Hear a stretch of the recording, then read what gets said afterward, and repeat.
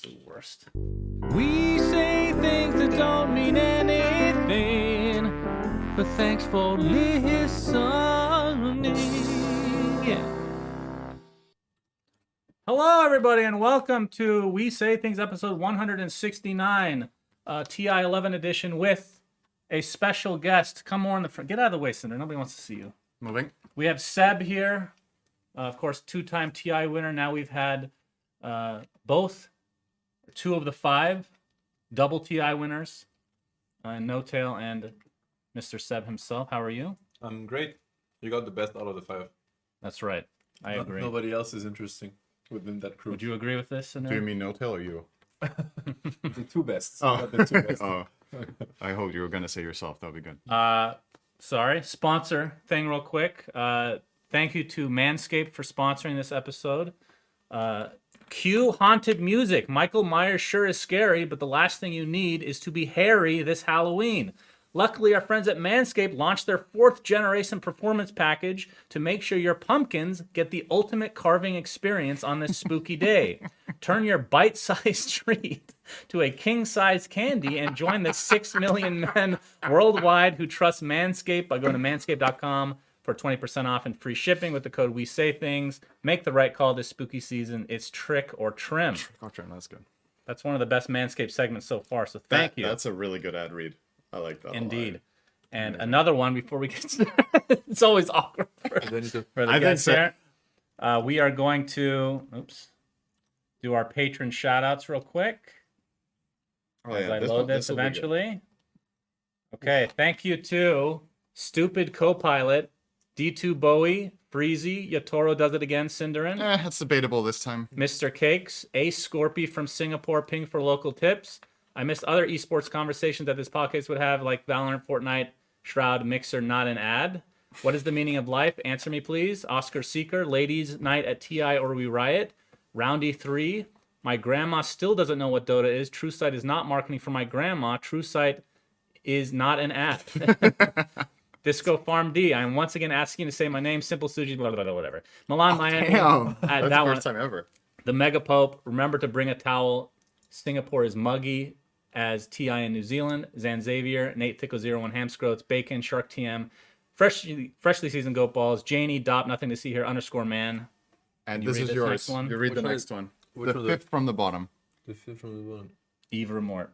Yves Remort, please don't ever get Seb on the podcast. Wait, did they actually He change changed it this week. No way. For how many months now? He's been asking for you Really? to be on the podcast, and the 1 week you're on, But he didn't changed know. it. He He had couldn't know no I was idea. gonna be on. Really? Exactly. And then he changed it to don't ever get him on the podcast. Yeah, it worked. Reverse psychology. Dude, that's so funny. Also, thank you to Ben Broomhead. Can't believe they didn't do Faceless Rex for the Arcana. Wooden Aftertaste, Anonymous, and Peter for every human on Earth. There are estimated to be about 2.5 million ants needling. Thank you. Okay, now that the intro... We were just on the OG podcast, and this is gonna be so fucking scuffed comparably, but... Can we get your verdict on the Manscaped read? Was that good? I actually did not understand much of it. Like, I think... Perfect. Yeah, because people don't... they overrate my English. My English is good within my... like ecosystem kind of thing. And there were too many words that I actually did not pick up. Everything was a pun for testicles. Just Yeah, to let you okay. know. Well, that's So why you did get it. I did not get it. Oh. That's probably why I didn't get much of it. That's why you're not uncomfortable. But you get yeah, exactly. I felt perfectly fine. All right. You can go now. So every beginning of a guest episode, I do a rapid fire initiation where I say 2 things and you pick one quickly. Okay. No thinking. No thinking. Team Secret or Tundra? Tundra. House of the Dragon or Rings of Power? House of the Dragon. TI-8 or TI-9? T8. Cake or pie? Pie. Okay, almost 100%. Almost. That's What close. did I The miss? end really fucked it up. Oh, really? Cake or pie? Cake? Oh, yeah. Cake is No, pie. much more Really? versatile than pie. That's the thing, though, Shannon. You haven't been to France, right? No. They make really good pie in France. That's right. I've never been to France. We have great pies, yeah. Very, Okay, very good. Fair enough. Fair enough. So yeah, welcome. So for any guest episode, for people who haven't joined us, typically talk about your life from beginning to now, and then the second half we'll just talk about TI-11 and what's going on here. Sure. So yeah, welcome. Tell us about your life. Pretend we're the psychiatrist here, and you're just sitting back on the couch. Wow. You How did generally you- guided a bit more than that. Yes. Because I'm like, this is hard. What Where did I start, did you grow up? how did you get into gaming, like early stuff like that? I'm French Lebanese. My mother is French, my father is Lebanese. I was born in France, but moved in Lebanon very young at like 3. There were some back and forth, but let's say that until I was 14 or 15, I was in Lebanon, and then moved to France. I moved because of the war. There was a war there, and I got I don't know what the English word for it, but like when you rescued by a foreign army. So because I was French, I had the French nationality with the French army. I don't know, but you know they get their citizens out of the country. So I got to France, back to France this way. Was not supposed to settle in France, but you know life made it that I ended up staying and living in France. And this is when I got into video games. It was a pretty difficult time. So yeah, ended up. We have someone at the Keep door. going. Yep. This is great. I'll be getting up constantly. Yeah. So yeah, ended up getting into games as like a way to maybe escape a reality I didn't want to face.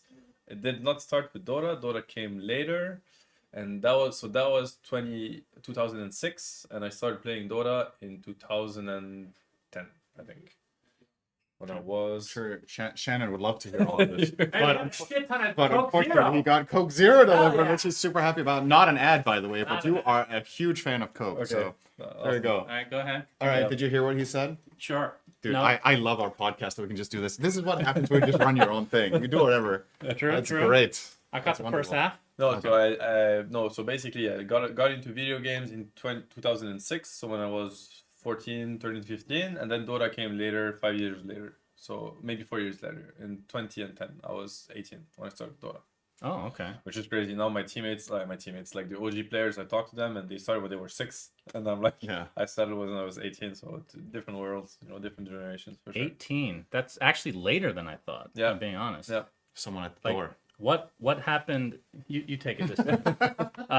For Dota 1, like how much of it did you play? Like how many years?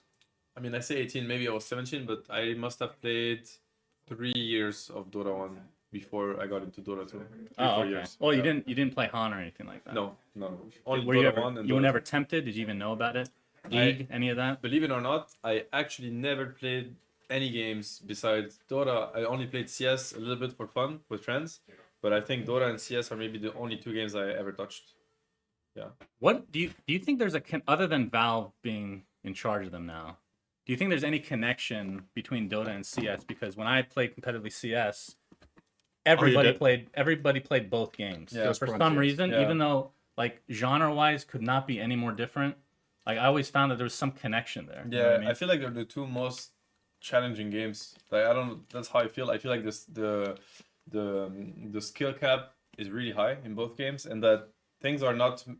It doesn't feel like it's made to be easy. It feels like it's just hard, and you just have to. You kind of have to like it. I think in order to enjoy CS or Dota, you gotta enjoy grinding, as in you know like, yeah, like a lot of games where like first of all like all the games where you have to pay or buy stuff. I think that's something that I personally don't dislike. So that was not the case with Dota or CS. I felt like nothing was made noob friendly, kind of, and that's kind of what I liked about the game. And then I got a lot of big reward feeling when I got better at these games, even though I never got really good at CS, but I still enjoyed playing the game a lot. And now I see some of the games and I'm like, I don't like the fact that they're making it accessible, even though I'm the biggest advocate of making games accessible, but that's not what I look for when I play a game.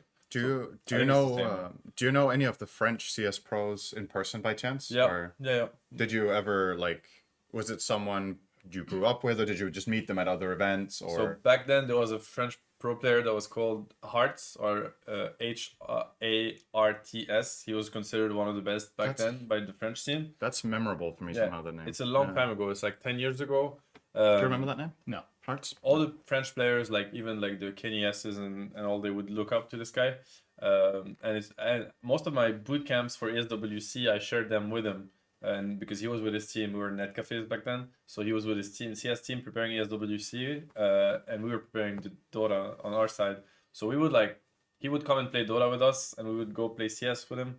And yeah, I got traumatized at how good he was at CS. I remember he had a rule where he was not allowed to look up until I started shooting. He could only play with sound. And until I start shooting, this is when he's allowed to look up and shoot back. I never got a single frag on him. I always died. And I was like, all right, what is this? Is this magician or something? Like, yeah, good times, good times. I really enjoy CS. Do you still play CS or any other games like that? I don't get as much time to play CS now, but if I had to pick a game to just chill and have fun with friends, it would be CS for sure. Yeah. Okay. It would not be Dota, that's for sure. Yeah, that goes without saying. Is there anything from Dota 1 that you miss? A lot of things. I mean, I miss some of the models, like how the heroes looked. I felt You miss Bounty Hunter not being able to click him? no, yeah, no, that I don't. Invisible PA. Yeah. I Literal did black not shadow. miss Venomancer. I miss Shadowfiend. I feel like I like the design more in Dota 1. It was really Like cool. everything, the ulti, the raises. It was such a cool hero. Okay, not to interrupt. You're a big fan of Axe. Yeah, His counter helix in Dota 1, was I much felt better. was so much more satisfying, Yeah. right? I missed the Tide Hunter. Anchor Smash. Yeah, the 360. It was Oh, I much loved better him. in Dota 1, I Yeah. feel. Shadowfiend was nicer. Yeah, Axe, that's a great one too. Some of the icons also. The Beastmaster, I liked it. Mm. Some of the item icons I liked more in Dota 1. I can't remember all of them, but there's a lot of things from Dota 1 that I think I liked more. But overall, obviously, I like Dota 2 much more for so many things. But I remember when I saw Dota 2 for the first time, I was like, this is awful. I had this. I will never play this I was game. playing Han at the time, so I was used to like their grimy whatever art style. And then the Dota 2 screenshot came out, and my first reaction was not positive. Yeah. I didn't hate it, but I'm like, it's like kind of TF2 Yeah. cartoony almost, Yeah. right? And now that when I look at the picture, I'm like, why did I think that's so weird? Yeah, the same. Because I truly went back on that statement. But maybe that's also my French side. I feel like whenever you change something, French people always complain. So that's the same for me. Yeah, that's French only for sure. That Okay, is. maybe not, but at least we're very good at that. Like we start by complaining, and then we start thinking a bit, and then it's like, oh, actually, I take this. back. That's like Shannon. It's like Reddit as well. It's literally everybody. It's yeah. just in case. You know, it's like I complained, right? I can now decide to take it back or leave it as it is. So, Right. but yeah, that was me with Dota 2.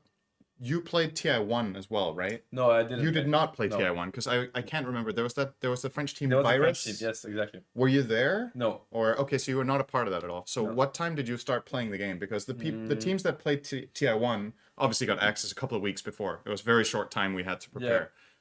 So your like vibe around the game, because there was a lot of changes in graphics around the time. TI1 was played on a version of Dota that was like more boiled down, It was only, like like, less heroes. Gen and- A lot of the things, like some of the models were kind of beta because they needed to release them so we could have the tournament. We had, how many heroes did we even have? Like Yeah, like more 70 or something, 60? Really? That much? I Maybe thought it was like 60. much less than Maybe it was even less, like Yeah. 50, 60 is what I I thought it was remember. like something 40 something. Yeah, I It think might even have been that few. Yeah. But yeah, a lot of the stuff wasn't finished. So I was just curious because did you start playing you started playing shortly after TI1 then? So or? Tier 1 was August 2011. Yeah. I must have started literally after like September. Okay. Right. So then you also had the early version. Yeah. Because the graphics did change quite a lot in the first half year. Yeah. Do I remember it? So yeah. Yeah, I did not get it before. I think makes sense. people got it in June or July or something. Not so long, right? It was like I think it was July actually. Yeah. Yeah, it was very shortly Yeah. before.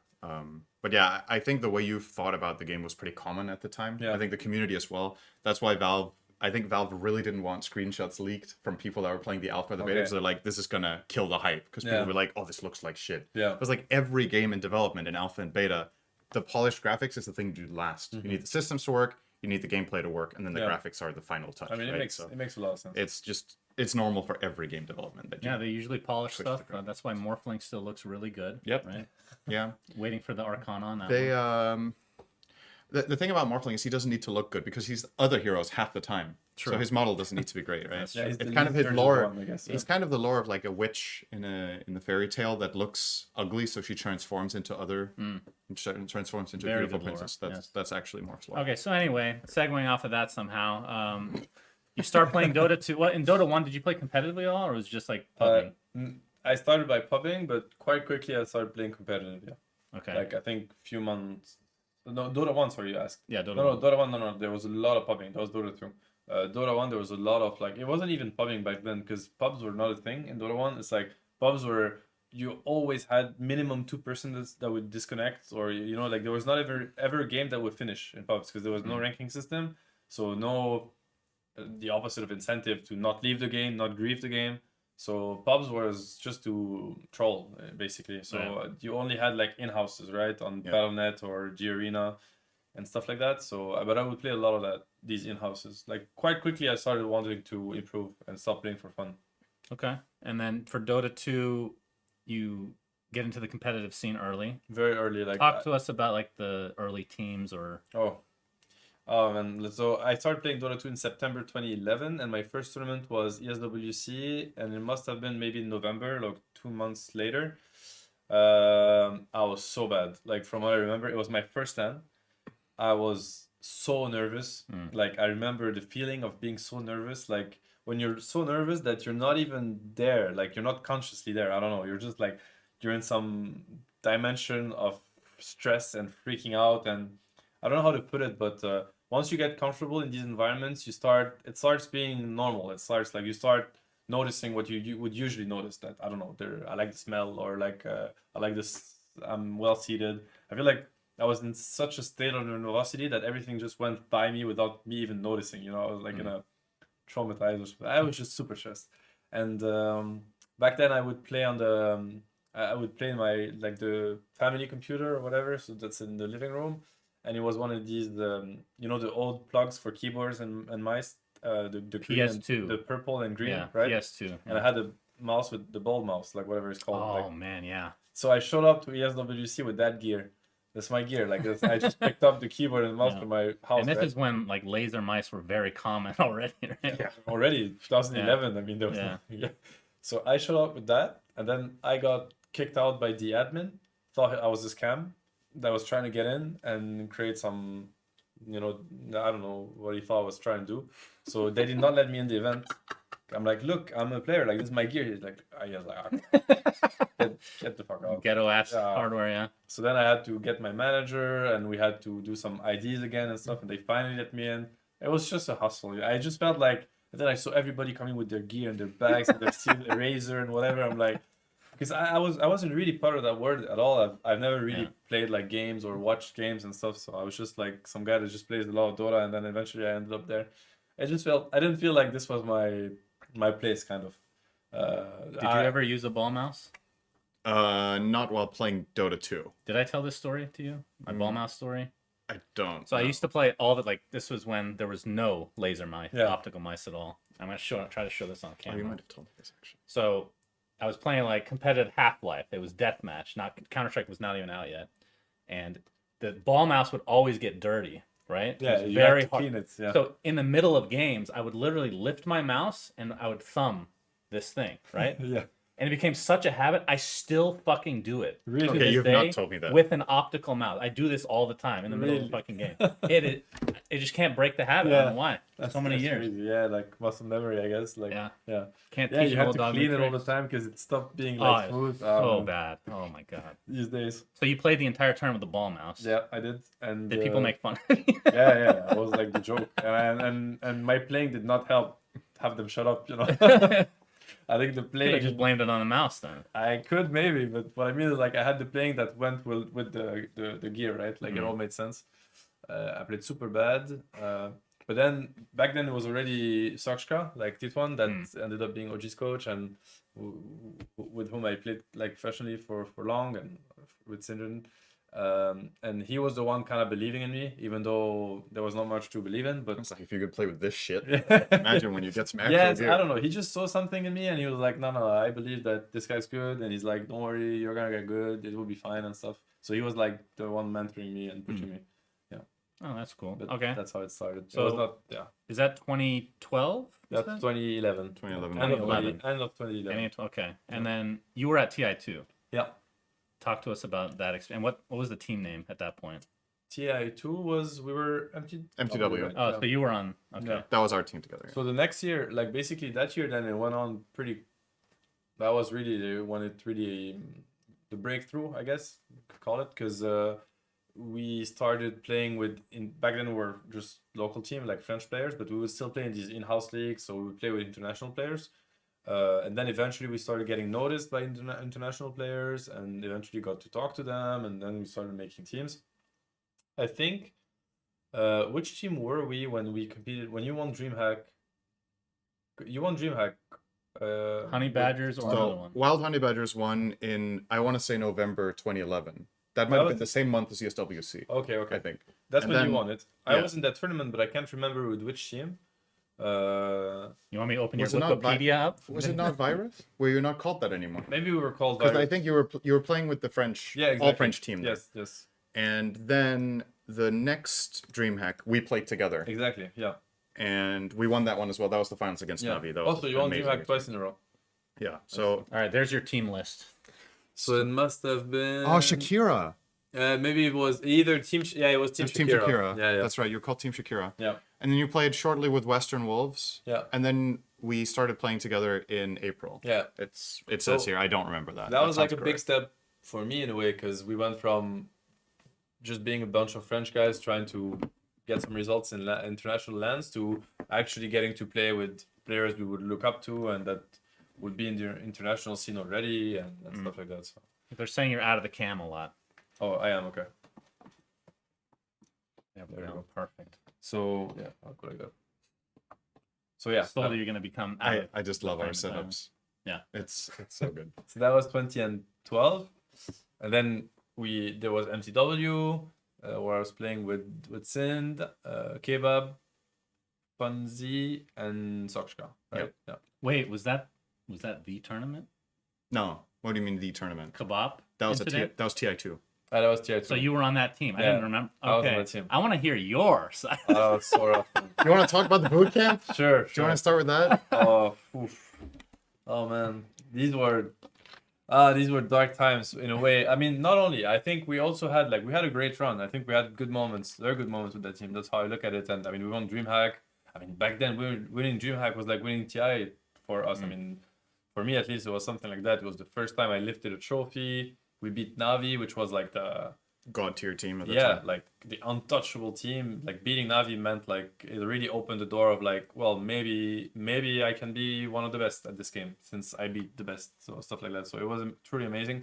But then yeah, of course, TI comes around and we do the classic. Back then we were clueless back then. That's why like when I have these young players and I'm like, you don't understand how lucky you are to have people around you that have made so many mistakes that you don't have to go through them yourself. So first mistake, we go for a month and a half boot camp or something. I don't think it was that long. It was super long in my, maybe not that long, but it was like very long. Like I think it was minimum 1 month, maybe more, right? You don't think so? I don't know. I mean, I might feel have like it just was, like- shrouded it out from my memory. I don't It remember was seeing it. so long. I remember Like, it being. I remember the bad parts though. We'll get Yeah. to that, I'm sure. it was very long. It was in a very super bad place. Like Taunusstein, Germany. yeah, so I don't even know where it was, but like Oh what my I God. remember is like the setup. Like we were sleeping on the floor, weren't we? No. So we had like these two. We had bunk bedrooms, right? Okay, but We had 2 bunk I bedrooms. remember. That might have been 1 floor. Okay, I'm not sure. okay. Wow. Okay, I'll let you tell the story, and then I'll give Yeah. my version. Then we see what Okay. overlaps, because I think we have different. I memories just of this, which is remember great. we always entered that. So obviously it's like these kind of shitty apartments, like yeah, just not welcoming, kind of dark, this kind of stuff, smelly, whatever. But then I remember we had to go through this first room where there's this one guy sitting at his desk all the time. Some very grumpy guy. We didn't even know who he was. He was always like shouting super loud in German, like always shouting at somebody over the phone. So very intimidating when you're young and you're like, where am I getting into it? And he had this huge dog, I think, that was like dog, yeah. sitting on the floor and like borderline threatening. And the only place we could sit in the apartment would be next to his desk, because there was like 2 chairs or something, and then like this table where we would like sit down there. And this dog was always there, and I was always watching this dog. Like I don't know, it just felt so unsafe and unwelcoming. Anyways, so then we do the boot camp there. It's a big mess. We do all the mistakes you can do. We play way too much, as in like we do fucking like 6 scrims a day or something, like 12 maps. I can't even remember, until 1 a.m., 2 a.m. We order only junk food because nobody is there to even help us order anything. So we just go for the easiest option. We eat it in the room. It's just like all of the things. Like today, I would die there. Like, but thinking back at it, it's crazy. And then we do this for so long. Obviously, we treat each other not well at all, as in we don't mistreat each other, but it's like we would argue over games, just like all of the things that when you're young and stupid, you don't understand, right? But then there was a big thing also with Kebab where I feel like he was a very angry person at the time, right? Like, that's to say the least. So he was very hard to deal with. He was very toxic, like insanely toxic towards everybody. I think especially towards Sind, from what I Really? remember. Yeah, It was not good. yeah. But you were the one who almost got in a fight with him. Yeah, yeah, Like for literally, sure. you were so angry at each other. You're So- like, okay, I'm gonna fucking fight you. I would I would fight back. Like, I would talk back, right? I think Sind was much more like Cuck. no, no. I think You know me so well. no. I think he would try to avoid the conflict, or like, you know, Yeah. like so he would like let go much more. Whereas I felt like I couldn't find the strength to let go. I was like, what the hell did you just say? Like, say it again. Like, and Sin would just like let go. So I think Kebab would just like keep lashing on him because it was the easy way to lash, right? Fonzie would not care at all. He would be sleeping all day, or like he would actually just laugh it out. Like, I don't care anyways. Like, whatever you say. It's like, oh, you're so bad. We lost because of you. So Sin would probably be like, okay, sure. You know, I'll be like, what the fuck did you just say? Say that again. Fonzie would be like, well, I don't care about the game anyway, so whatever. You know, sure, we lost because of me, and we're gonna do the next one too, by the way. You know. And Sounds healthy, yeah. yeah, and Soxka was like, I guess he was the one that would take responsibility for the team, kind of, or try to. So I think he was all over the place trying to think, how can I fix this and stuff. So yeah, rough times. Then this boot camp is rough from beginning to end. Even though Dota-wise, I think we were actually quite good, which is the saddest part about it.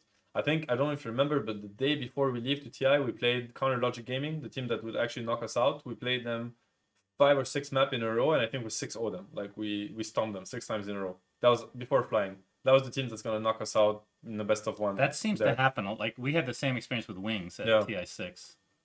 And then once we get there, the group stage doesn't go really well. We play versus good teams. We're a broken team. We have no business being there anyway. I mean, just because of how we are as a team, right? In hindsight, I think Dota-wise, we had a lot to bring. But anyways, the group stage goes really bad. Kebab starts losing his mind more and more. I don't exactly recall how things happened. Probably you have better memory than me. And then what I remember is like this goddamn best of one. Like what happened in that game. Venomancer. That, oh my god. That you have to understand, it's like your entire life has been devoted to this tournament. Like it was a dream of all of us. I mean, you've been to TI1, but this was my first TI.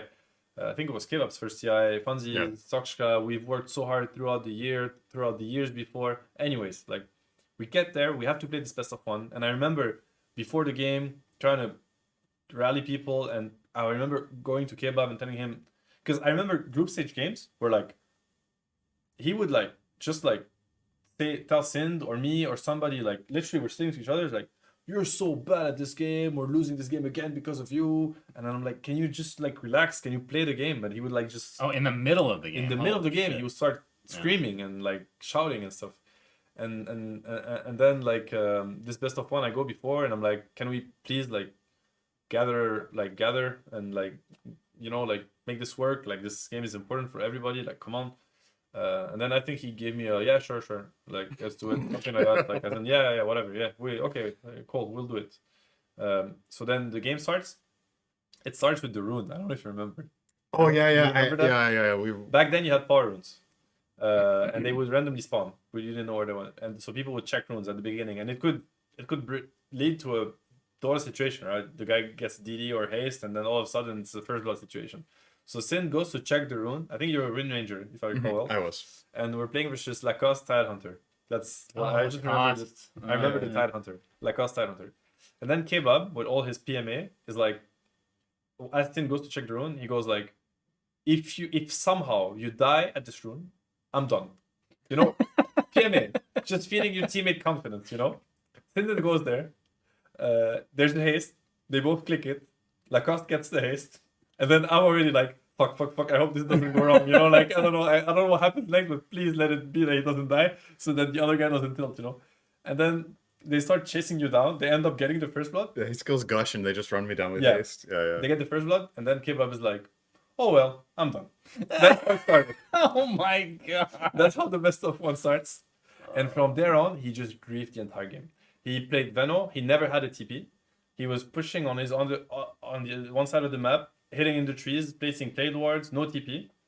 And then I remember at one point, I think I was playing Enigma. At one point, I read like a smoke play from them or something, and I'm like, they're gonna do a big fight top, I have Blink BKB, can we take the fight? We can win the fight. We're all trying, the 4 of us are super trying to win, like literally playing 4v5. He's not in the game. And I'm like, yeah, but please, can you join this fight? Like, we're gonna win this fight, we're gonna win the game, I promise. I think he answered like, fuck you, I'm not coming, I don't care. And I'm like, okay. And then we took the fight 4v5, lost the fight, lost the game. And that was our TI run. That was my TI2 experience. So, yeah. And I remember I told him already, probably on the podcast, I ran into Kebab in the talent hunt, and he was bragging Really? about, like, I played Vena with one hand at TI. It's like, what the... Even my reaction, I don't even know if I knew you back then. But He like, actually played with one hand. I believe that. Like he was not even trying. He literally ruined the game. Like he actually griefed the game. I don't think I've ever seen anything like that since. Yeah. I think that is literally the single most toxic performance of all TIs. Yeah. Because like even if you look at teams that are doing really poorly, it's like, okay, But everybody tries to. they're gonna try to Yeah. win. Like they might play like shit and have a really bad tournament, but at least they show up and they play their game. Yeah. And I'm sure there's other team environments where people aren't, exactly on the best terms, or you lose trust or whatever, but I have never seen anything like this again. And it's interesting to get your perspective. It's so long ago. A lot of the things you say, now that you say them, I remember them, but I've kind of like just pushed them out of my memory. But some of the things about that boot camp, I really remember. I forgot he had a dog, but I remember this guy sitting behind his desk smoking cigarettes, he chain was smoking smoking all the fucking time. cigarettes. So the whole boot camp just smelled like cigarette smoke. And our kitchen there was rancid. Because nobody was cleaning it. So we were just eating our fast food and throwing away the waste. And at some point there was like, I don't remember how it happened. At some point we were like, okay, we have to clean up this. I still have PTSD from that place. I swear, it traumatized me. And I remember, so I was talking to Susie and I was saying, oh, we're going to have Seb as a guest in the podcast. She came and visited us at the boot camp. She was like, this is just... She was like, "Oh my god, this is like every fucking stereotype about gamers." The best thing that ever happened at that, the best thing that happened at that bootcamp, like thank God because when she came, I remember we went shopping and she went and bought towels with you, and we cleaned the kitchen, and she was like, "This is just fucked up, man." I was like, it was thank really God you came, bad. That was so bad. No.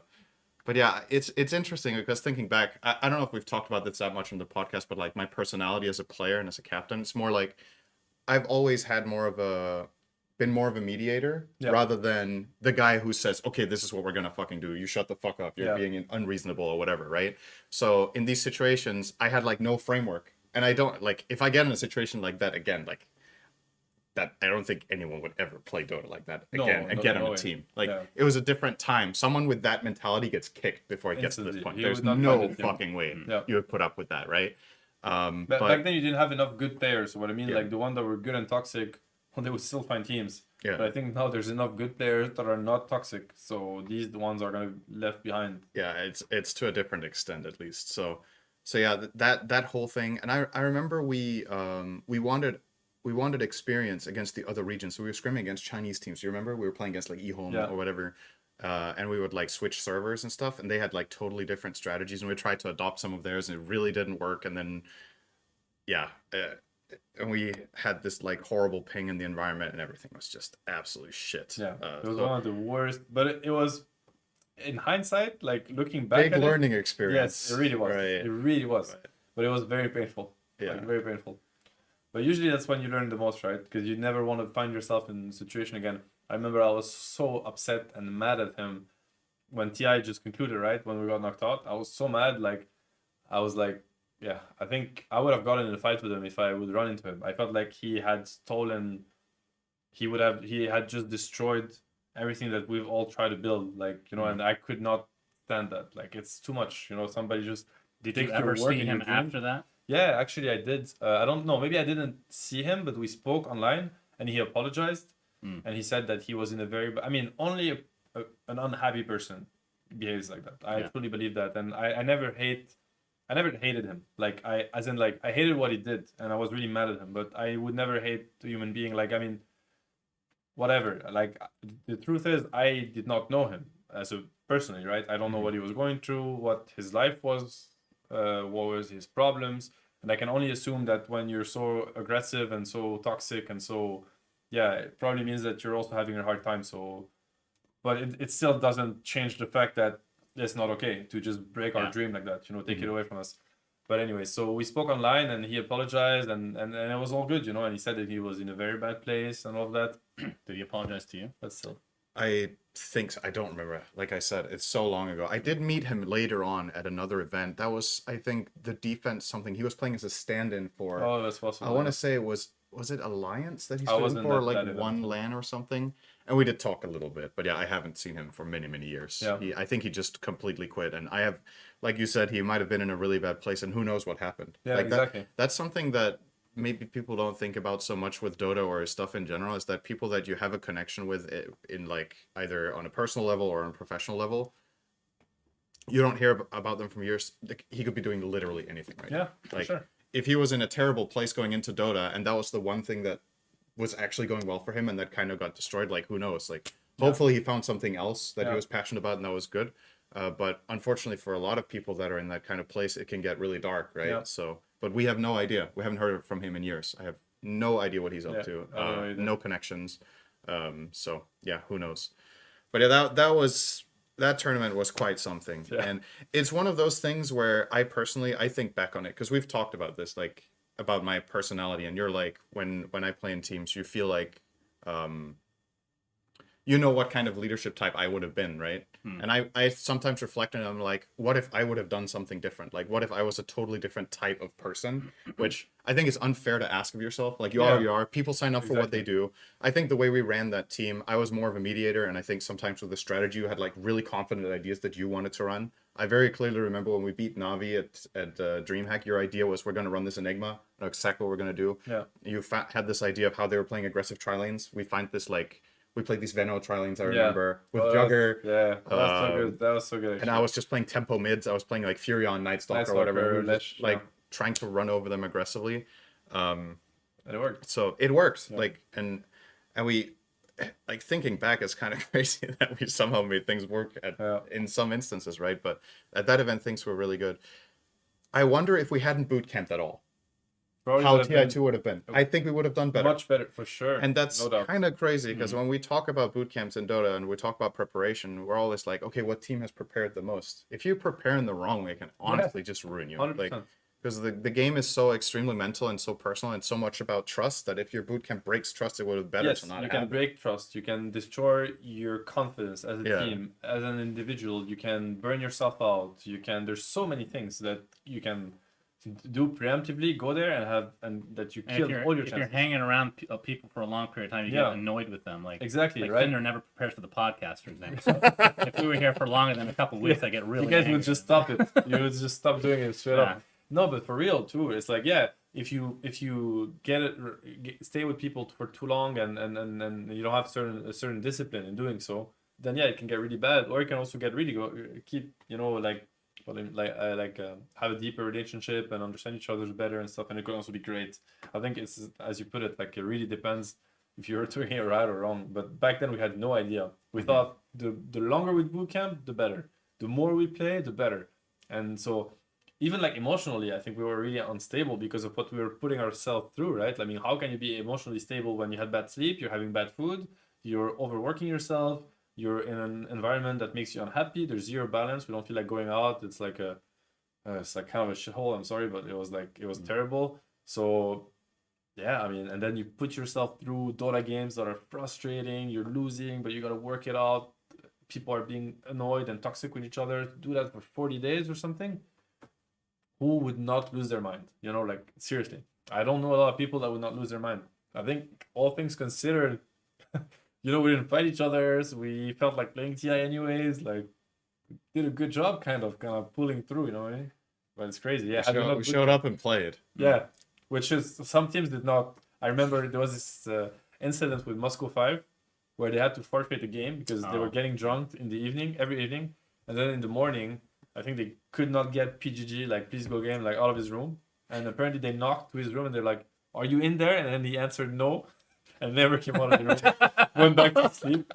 And then they gave a death loss, like their first, I think it was, I don't know if it was the first TI group stage game, but there was a death loss given because he never got out of his room. He was too my god. hangover. I mean, these players, like the new players, like in these 5 stars hotel and whatnot, like, and everything is just smooth. And then when there's one light that is too bright, they're like, Right. can you fix the light?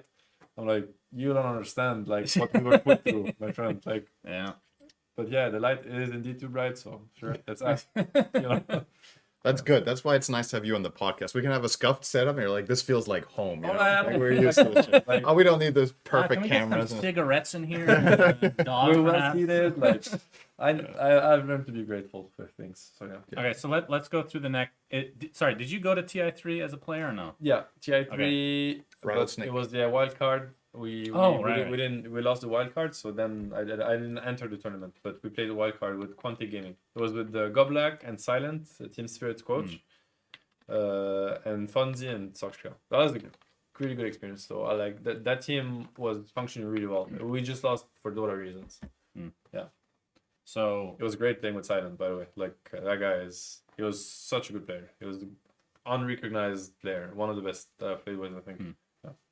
and after that, if my memory serves me correctly, you did not go to a bunch of TIs as a player, right? Yeah, then I remember looking at your trivia a Yeah. while back, and it's like you have the biggest gap between Yeah. attending as a player. TI4, TI5, I did not make it as a player. I paneled or casted. No, paneled. You were paneling, I remember the ESL Frankfurt Yeah. in the football So stadium. it must have That's been the same. 2014, I It think? must have been the same years. It must have been 2014 or 2015 because these were the years where I was doing a lot of paneling. I was playing in teams, I think, but we just couldn't qualify. And then I quit. As I told myself that I was gonna quit. I did Alliance, and Alliance was like my one last ride. I mean, that's a big meme now. So, but it was supposed to be my last ride at that point.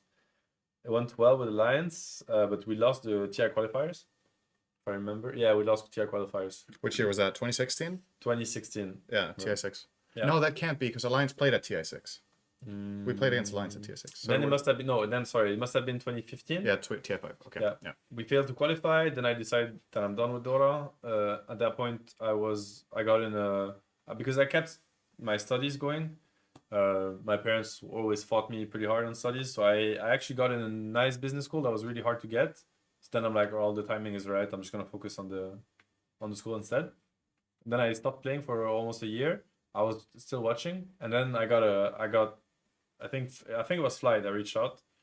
He was in Fnatic before when we were playing and MTW and all, I mean maybe he wasn't there that early, but anyways, like he had been in Fnatic at TI, so we've known each other. Same with Note. We weren't friends or anything, but we've played against each other a lot.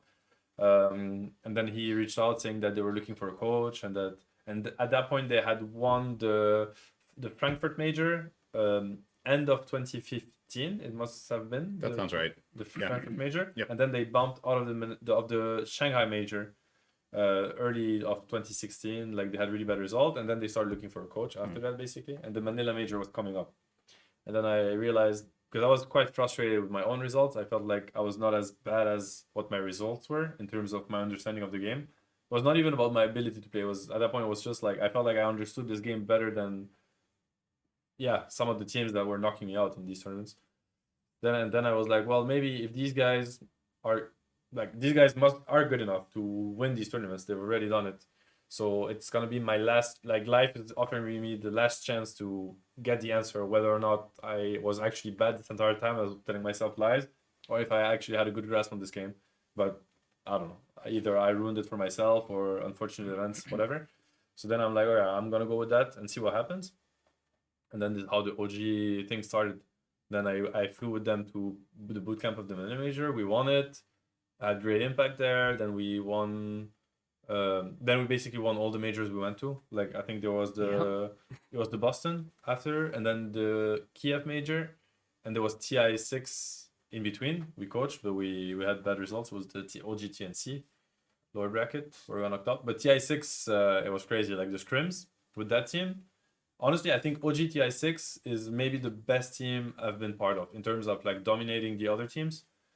I think even OG TI9, sure, in the tournament we're more dominant, but in scrims and stuff, OG TI6 in scrims, you'd ask any player before TI who's gonna win TI, they would tell you OG like almost 100%. Like they were smashing everybody in scrims. I think they had like maybe 90% or 95% win rates. Like like stumps. Like, that is okay. So it was insane. just for some context, how insane that is in general. Yeah, it was Usually when teams scrim, you have like good days, bad days, days that you're Wow. experimenting or whatever. 90% win rate in scrims is fucking ridiculous. It was, like that it was is ridiculous. They would play unbelievable. anything, and they would just we were working really hard on strategy and stuff, but we could like be like, You guys want to make Tinker work? Then we would theory craft like how to make a good Tinker strat and whatever. Is this Play the Tinker, Moon Meander boom. lineup, or am I thinking of a different year? It was it was Moon Meander, Miracle, Crit. No, I'm mixing it up. I get the two No years tail. mixed up big time. No Tail, Tal, Miracle, Crit and Moon. Yeah, no, that's I think you're right. yeah. I think it was. With I think that's it. Yeah, that team was so good. It was, but then no, playing carry, right? Yeah, in that team. Yeah. That team was so good. I mean, that team that is the team that won ESL Frankfurt with Miracle playing Lion support. Oh yeah, I and remember that. Crit playing Ricky Carry. Like they could do whatever they You wanted. got to the grand finals, it was too easy. They They just 3-0'd swapped them. roles in the grand finals game. They're like, too. this Like is too whatever. easy. man. Miracle's like, give me Lion. Just buying Yule's first item, and they stomped them in the grand finals. Oh my god, you're so good. That team was something else. That's that team was true, really So something else. what happened Oh, from your man. experience? What happened at TI then to them? The pressure of being favorites. I think they knew how good they were, and everybody knew that they were the team that was supposed to win. They destroyed the group stage. Even there were already signs of shakiness, and then this moment came where we had to pick our opponent. We had played MVP Phoenix in Manila Major and destroyed them in playoffs. I think the score of the game was even like 36-0. Like it was like, like they had no business even trying to beat us. Then we had to pick, and it was between MVP Phoenix and another team that was much stronger, like on paper much stronger, like maybe like some Chinese powerhouse. I can't remember, LFY or a newbie or something. I can't remember. Then we picked MVP Phoenix, and then we went into this game. MVP Phoenix was a super aggressive YOLO team, right? Like they were known for their aggression. So I think they were already pretty not upset, but they were energized by the fact that we picked them, so that we thought we were gonna beat them. They wanted their revenge from Manila. They were playing these lineups where they had like 5 melee heroes. They would play like Darkseer, Bounty Hunter, PA, Void, PA. They're like just Spirit Breaker, and they're just running you down from the beginning of the game, like full aggression. And eventually, when they play with that kind of energy, some things are gonna go their way, right? Like they're gonna get some kills. And then there was a lot of hype from the crowd, from their playstyle. So I wasn't in there, but I could feel how the mental warfare was not even close. It was so one-sided. Like you had OG on one side that was like playing to control the game, not lose. Basically, like every little victory that MVP would get in these games would feel like a shock to OG. Like how we just lost a fight. Like we're not supposed to lose a fight to that team. That kind of mentality, which is the worst mentality to have. And they had nothing to lose. It's like every kill that they get, every creep that they get is like, see, like one step closer to maybe making it. And yeah, they eventually win first map, and then they win the last map. Like I don't know, they had nothing to lose, and I think that's what win you games at the end of the day. Like I do feel like when you get to these tournaments, especially TI, there's so much on stake. You cannot play with fear. You cannot play with And so then they win that series, and then we realized that it was a big mistake to pick the weaker team, or that it could come with a lot of challenges, like mental challenges in terms of mentality. And then we play TNC, then we play one lower bracket round against Infamous maybe or something. We win best of one, and then we play TNC. Same kind of story, but I feel at that point the pressure was immense. Like I feel like the players were very nervous going into that series. Probably they were telling each other unconsciously that they're not supposed to be in lower bracket. That I don't know what they were telling themselves, but they were definitely in a really bad mindset. And then we bump out against CNC, and in these moments it always happens. Like how you get brooded in the last game of the tournament, like 24 pick. It's classic because I think your emotions got the better of you, even though you don't understand. So you stop thinking rationally, and you start doing a lot of mistakes. You're kind of stuck in your trying to fight your inner emotions instead of like being in the moment and being like aware and in control of what's happening. So what I mean is like even drafting wise, there was a lot of disasters. I think, for instance, we were a big Huskar Dazzle team, and we had created that strat with OG. It was a classic OG and Miracle Huskar, like everybody saw highlights, Fly Dazzle, and they were the best at it. They picked Dazzle. Nobody speaks about Huskar in the draft. I wasn't in the draft, right? I was just a coach. I was backstage. Back then, coaches were not allowed. But then we get Huskar, and I see the body language of the players when they get Huskar, and I can tell that they're like, it's like a shock, like they're like, just stuff like that. You could tell it was like a slow, like they're on their way to hell, and nothing's gonna stop it. If it wasn't TI and just any other tournament, do you think they would have reacted differently? Maybe, Maybe. I feel like it's because it was TI and it meant too much, and they visualized themselves winning TI that year, all of them. And I think that they felt like whatever they did would maybe take something away from them, even though they hadn't earned anything, and they should have understood that they are there yet to take it. But I think they thought about it so much that they felt that, well, if I'm gonna take that risk, then I might lose what I have. But in reality, they didn't have anything, and they makes had so much and sense, they had to go get it. But yeah, so yeah, I think they were handicapped, like they couldn't play it to their standards, and this is the year where we understood the importance of mentality going into these big events, and we started bringing psychological support in OG after that, because we realized that's what killed any chance we had at the tournament. Even though we were by far the best team, I still believe it. And I wouldn't say that of OGTI, for instance. Like, I'm really trying to be like objective about it. Obviously, maybe some people might disagree, but my opinion is that Dota was the best team that season. And then we also learned the lesson. That's why we rolled diced at TI 8, OG, and TI 9 when we had to pick an upper bracket, because we never wanted to be put in that situation again. And I remember we argued. I think it was Sokshka that made the counter argument, because I told him I am never picking the weaker team ever again. And then he's like, but like, what sense does it make to pick like LGD, like the strongest team? Like, why are you doing this to yourself? You're trying to have the hardest road possible. Like, it doesn't make any sense. Like, if you had any help, if you could get any additional help to win TI, you'd take it, right? So, I understand where he was coming from. It's like, just be smart about it. Take the easiest way. Why not? Like, it's like the PTSD from the past, right? Yeah, the PTSD, and I understand his argument. And that, imagine you pick the stronger team and they're super strong, and then they actually beat you, send you to the lower bracket. All of a sudden, you have one chance instead of two.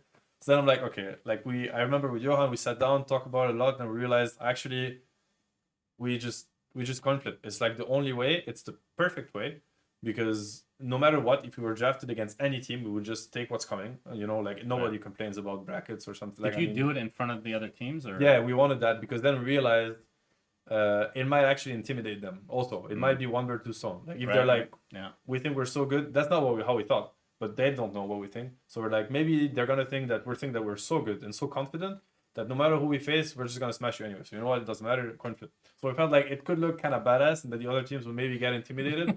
So for the mental warfare, it would even help. So we even asked Valve if they could set up, because we were like, maybe they want to have an official, like that. It's not. That would have been sick to be televised as well. But we did it in front. Like, I think it was I think maybe it was Eric Johnson or somebody that flipped the coin in, because there was this room where everybody would hang out, and we kind of did it like in front of everybody. Then who it's gonna be, and it ended up being SVG's team. I can't remember what they were named that year. VGJ Storm, I think. Yeah. So lessons from every TI. Like, you lose, and then next year you come back smarter and stronger and understand certain things about what fits you and what doesn't. So, okay, you skipped TI 7. You can just recap that quickly. It's similar sort of TI 6, at least from the outside perspective. Yeah. Other problems, but yeah, same. Maybe not as dominant, that team. I don't think as strong as TI 6, but definitely not a top 12 team. Same kind of story. Yeah. TI 7, I think we started in lower bracket, actually. I always remember there was like it was IG. If they 2-0 their opponent, we would be upper, and if they 1-1 lower, they're smashing the game. They're like 15k gold lead. Boboka's playing Monkey King, +4, and he buys Battle Fury. And we were watching the game. We're like, wait, what? Monkey has Battle Fury? Like, what is he doing? He bought Battle Fury Senjaniasha on +4 Monkey, Grief with Anti-Mage, I think, burning. They had double Battle Fury on Anti-Mage and Monkey, and we're watching that. What is this? And now they start losing fights. And they lose the game. We actually thought they did it on purpose back then. We were very upset, because nobody would buy Battle Fury Monkey. Like, it was literally, it really looked like griefing, but we could not prove it. Anyways, and then we started lower bracket, and then I think we won one round and lost the second. But that team was like a bit dysfunctional. Anna Fly was not working that well that year. Yeah, Fly is like very hardworking, not for bad reasons, like, but they're just very different. Anna is like very different. You need special treatment. So up until this point, you as a coach, well, okay, here's a better question. Were you ever considered, because you guys change rosters every year a little bit, were you ever considered, like, why did you ever never put your hat in the ring? Or did you just like solidified as coach and you weren't ever thinking about coming back as a player? I mean, I maybe there was a little voice inside that maybe I was not confident enough, maybe, but I don't think that was the main reason. To me, the main reason was I'm very passionate about Dota, like about the game and about the strategy, like a lot. It's like it's a big passion for me. So I felt like what would kind of feed my need would be to see the highest Dota being played. That's the only thing that really ever mattered to me. And I felt like, so if I felt that I could help that achieve that more as a coach than as a player, then I would actually rather coach than in that case. And it's only when I felt like I would look at players and I felt like they they're not good enough, kind of. This is when the urge of playing came back. But with that roster of OG, I never felt like that. Like I You would guys look had at them, ridiculous rosters. yeah. Every I would look at them and I would actually just learn just from watching, and I could like push the Dota as hard as I could, even like like I had to work on keep pushing it, and they would just execute it, and execute it even better than I even saw it come together. It was wonderful. But then at some point that went away, and this is when the itching to play came again, because then I realized that I can't access that level anymore, or that team can't, and me being a coach doesn't help. Now I'm just dealing with like some people losing confidence or not understanding like basics and stuff like that. So yeah, that's when it came back.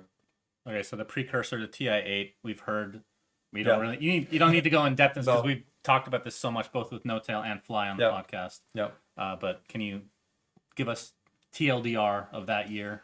TLDR of that year was that trust was broken. It doesn't need to be that TLDR. Okay. okay. You have more than like 20 words. Okay. That's good.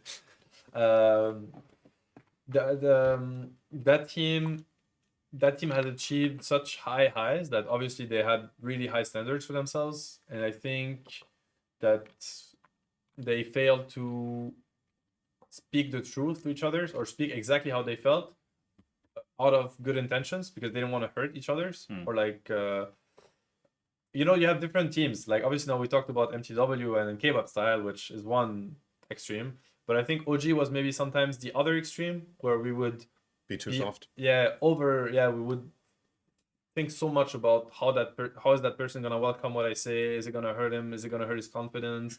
Like people treated each other in OG like so. It was wonderful, really.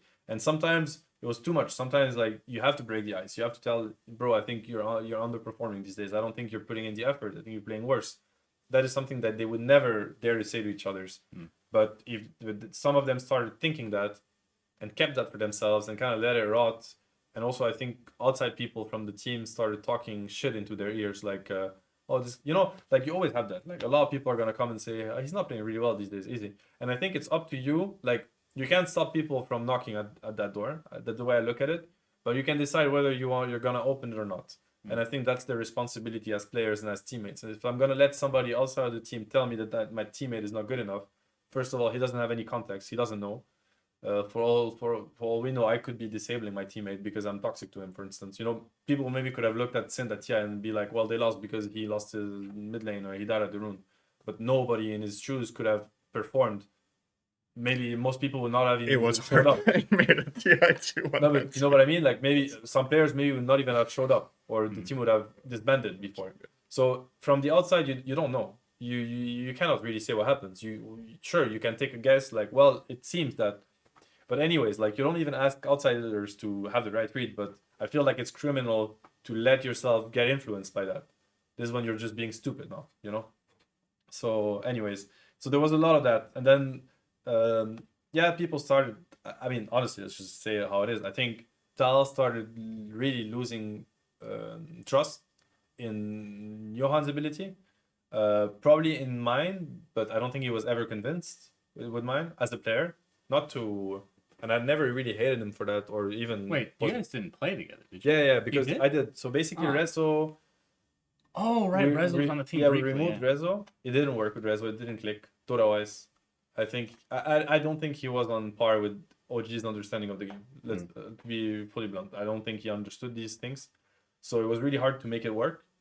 It was a struggle. He was a really good player, great ethics, super nice guy, great player, but just the Dota, it didn't work. So we tried really hard, and then ended up putting that to rest. Then I joined in because Johan really wanted me to play. I think Tal maybe didn't want, but for the lack of a better option, he was like, "Sure, let's try it." Even though that's not how it went, but I could feel that it was like that. Maybe S4 was not convinced either.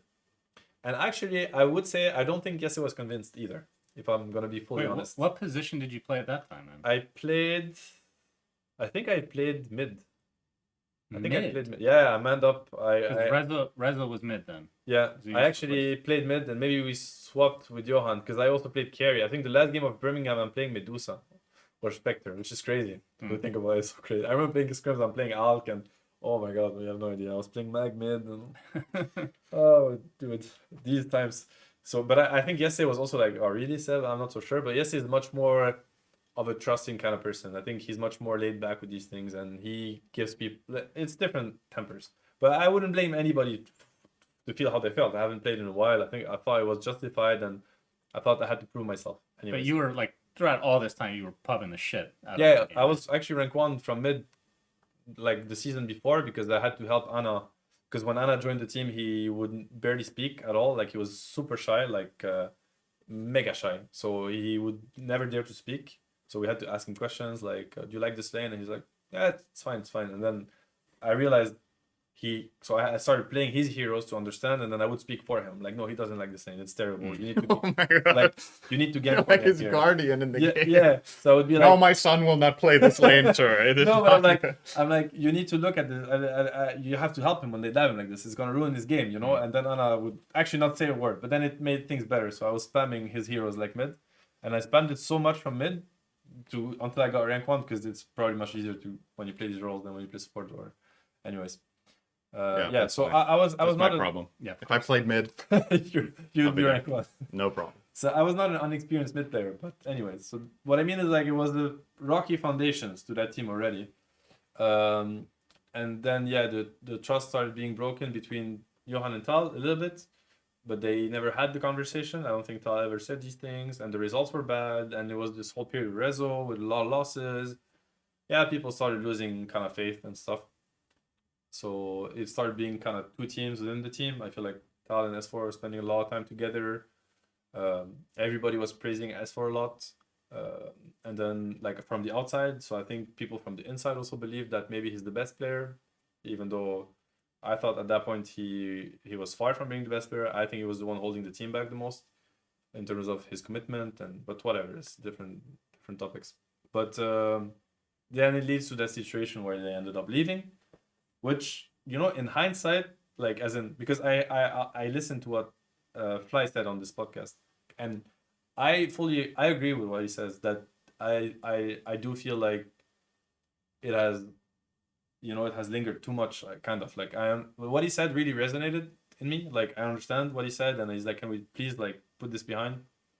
I get that, and I also think that to me it's also put behind, but I do feel like it's more of the way things happened, and it's actually because we thought really high of him, and we still do, because if he was like, I don't have any grudge with K-pop. It's like I don't care. Like I never expected anything from this guy, you know. But when you look, no, but you get it. Like it's just like you're only disappointed by the people that you allow them to disappoint you, right? Yeah. You know, else you're just indifferent. It's like, and obviously we looked up to him a lot and stuff. So it's like that's why it hurt, and that's why we were always like, it's like just say something, you know, like stuff like that. So that's why it became that big of a thing. And of course the timing was very, very off. All of that, anyways.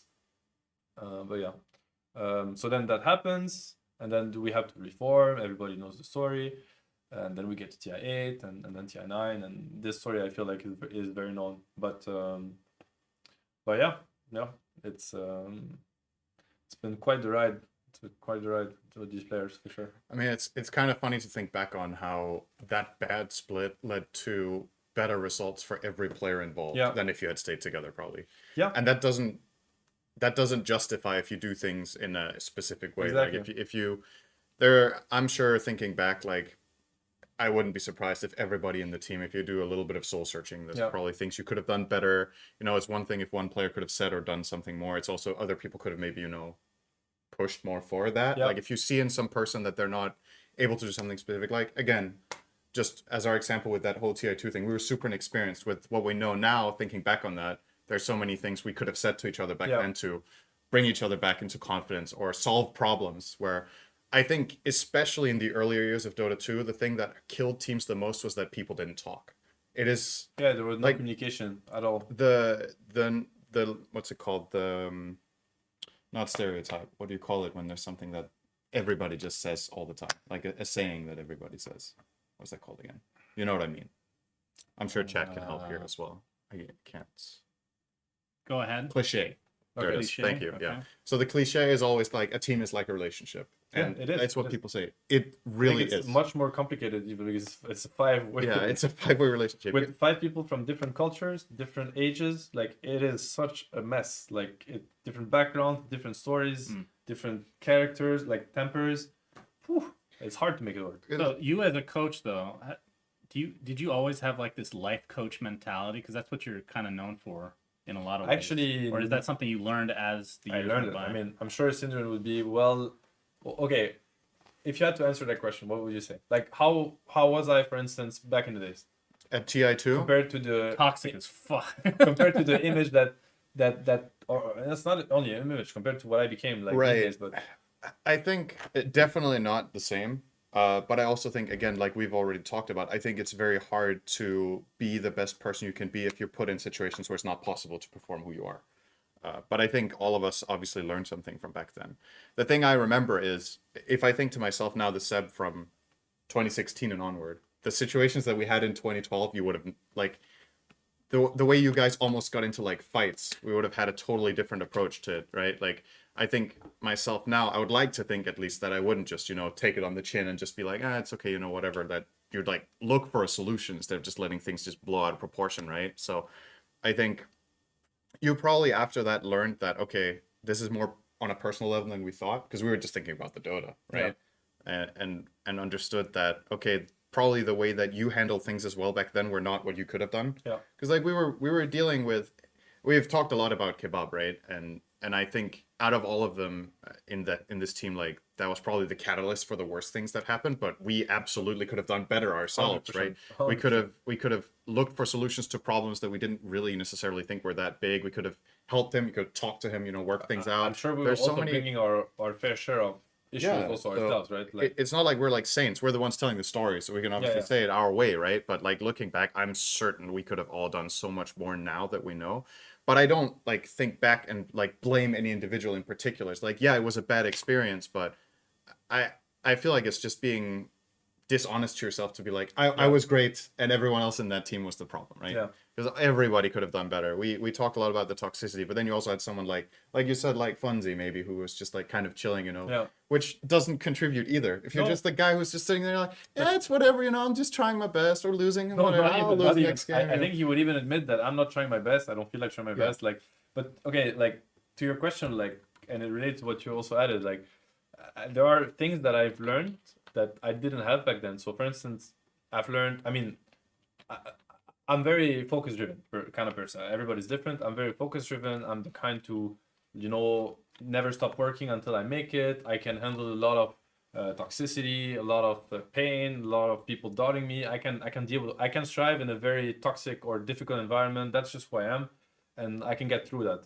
So there was a lot of things that I would accept and that I would go through, and I would also put some people sometimes, like, let's say that I would treat people the same way I would accept to be treated. So I would not mistreat them. But for instance, if somebody would slack, I would try to push them. I'd be like, don't slack. Like, you got to work harder.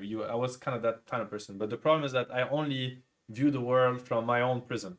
So, and I think that's something that I've really had to learn in teams, is that everybody's different. Everybody has like truly different, and everybody gets enabled by different things. And a sentence might make me more confident or energized, and it might break the other. And I feel like you could tell somebody, I think you suck and you'll never make it. You tell that to me, this is like gas for the next 10 years. And you tell that for somebody else, they might just be like, you know what, I think he's right. Like, I'm just gonna walk away. Like, he's right. I'm a failure. I'm never gonna make it. So you have to say something else. So I feel like that you get to learn and get to really learn empathy, basically, and understand that, well, if somebody, like, for instance, a story that I often tell, and to me is like the prime example, is Anna pre-TI8, for instance. Like Anna would never play his heroes in pubs. The only pubs we got him to play, or he ended up playing, he's playing some Pudge position 4, running around, playing party queue with like literally 3k MMR party queues. Like I've never seen him play one Spectre in a pub ever, one PL, never. And we'd see all the other carry players all day, like the Ortizes and stuff, like all day spamming pubs, spamming. I'd play against them myself in pubs, and they're getting better and better every game. And my carry player is playing like 2D games on browsers, or he's like, I'm like, do you want a party queue or something? He's like, okay, sure. And then he's playing Pudge, like literally diving tier 3s, like he doesn't even try, you know? And imagine, like, it's the most important tournament of your life, like it's TI coming up, and you want your teammates, you want to feel that your teammates are gonna give it their all, right? And obviously this guy doesn't look like he's giving it anything. What I mean is, like, you know, he's gonna get destroyed in a scrim as Spectre. You'd assume that he's gonna queue a Spectre game, maybe, or look a replay. No, just like playing 2D chess or whatever.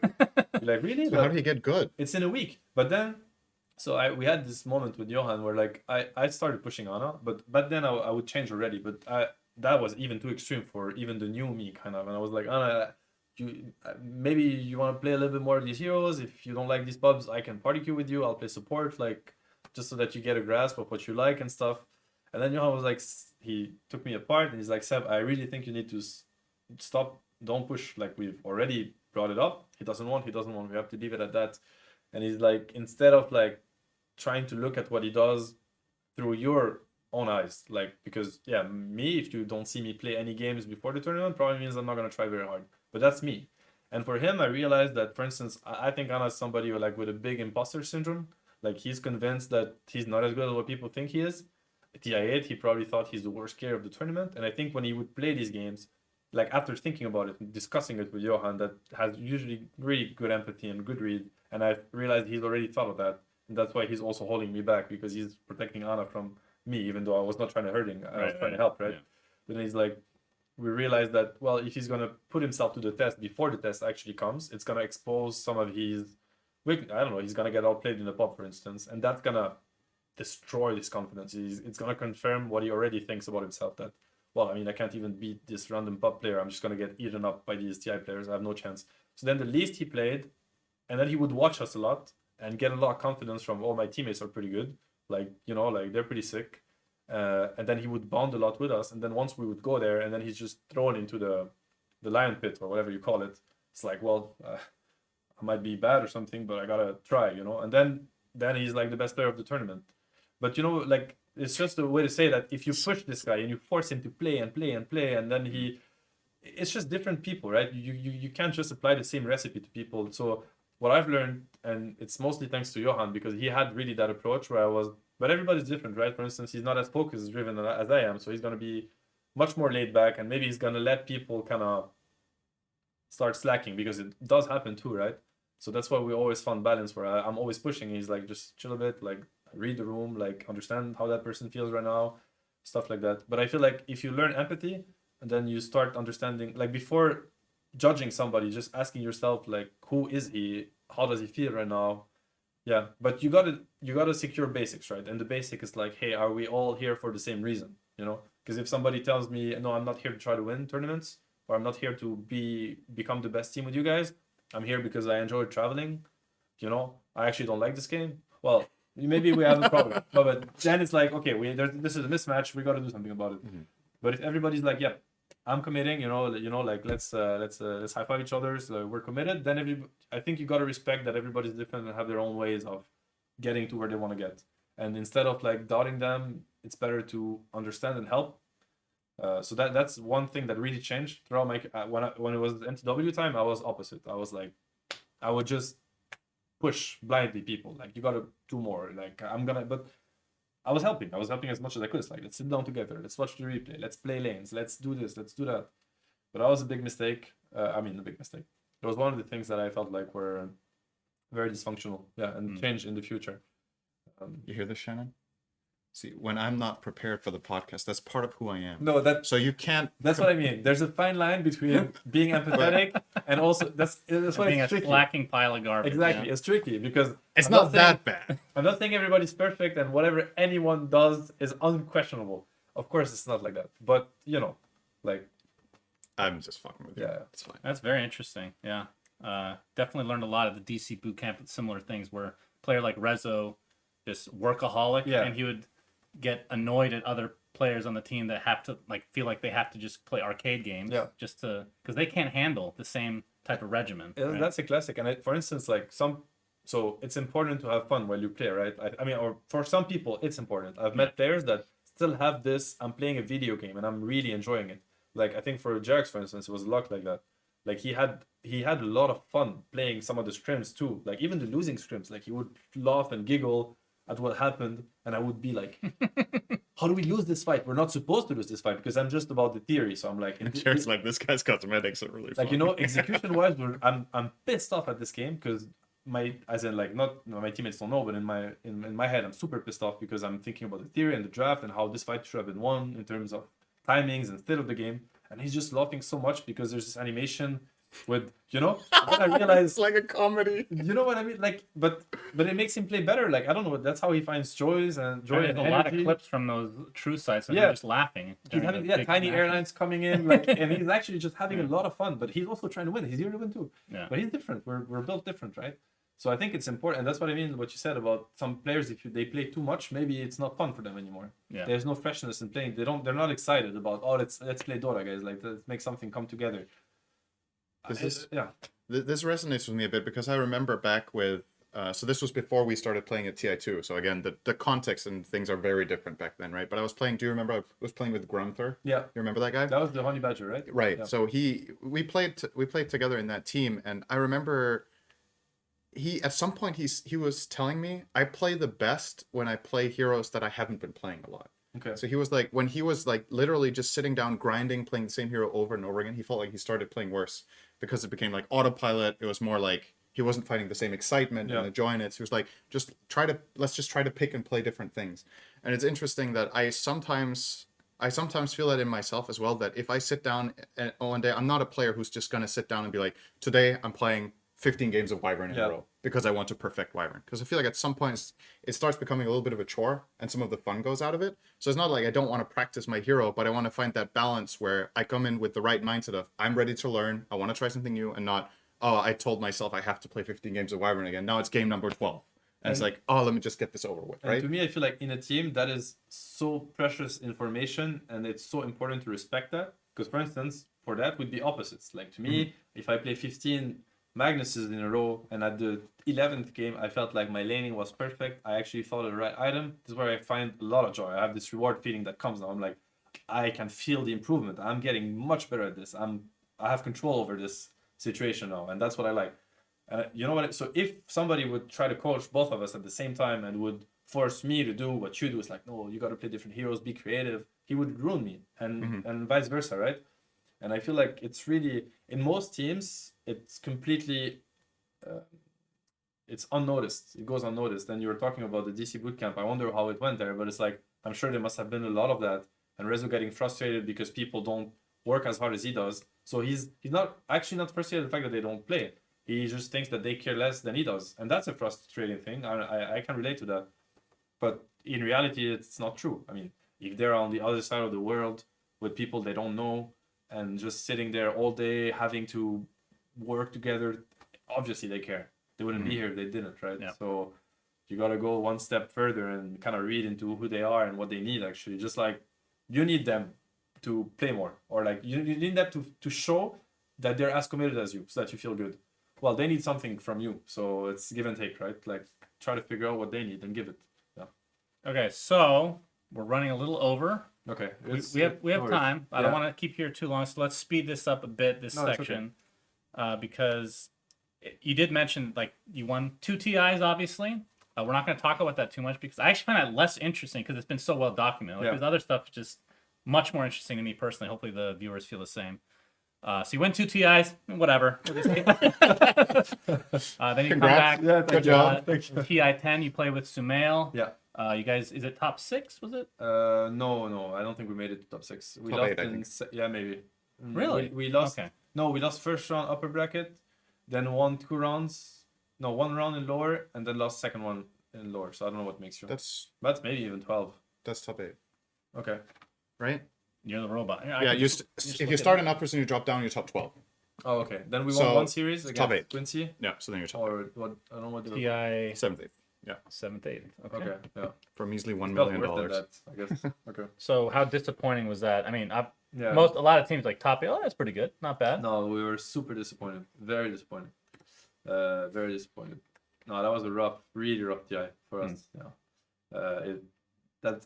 It's mainly why the three of us retired or went away from the game because of that. It was very rough because we had really peaked as OG before. Like we had reached that level of like Dota wise, but also as a team. I think we really understood how to build a championship team, like a team, and we felt like actually that TI, I felt like I was ready to play the best Dota I ever played.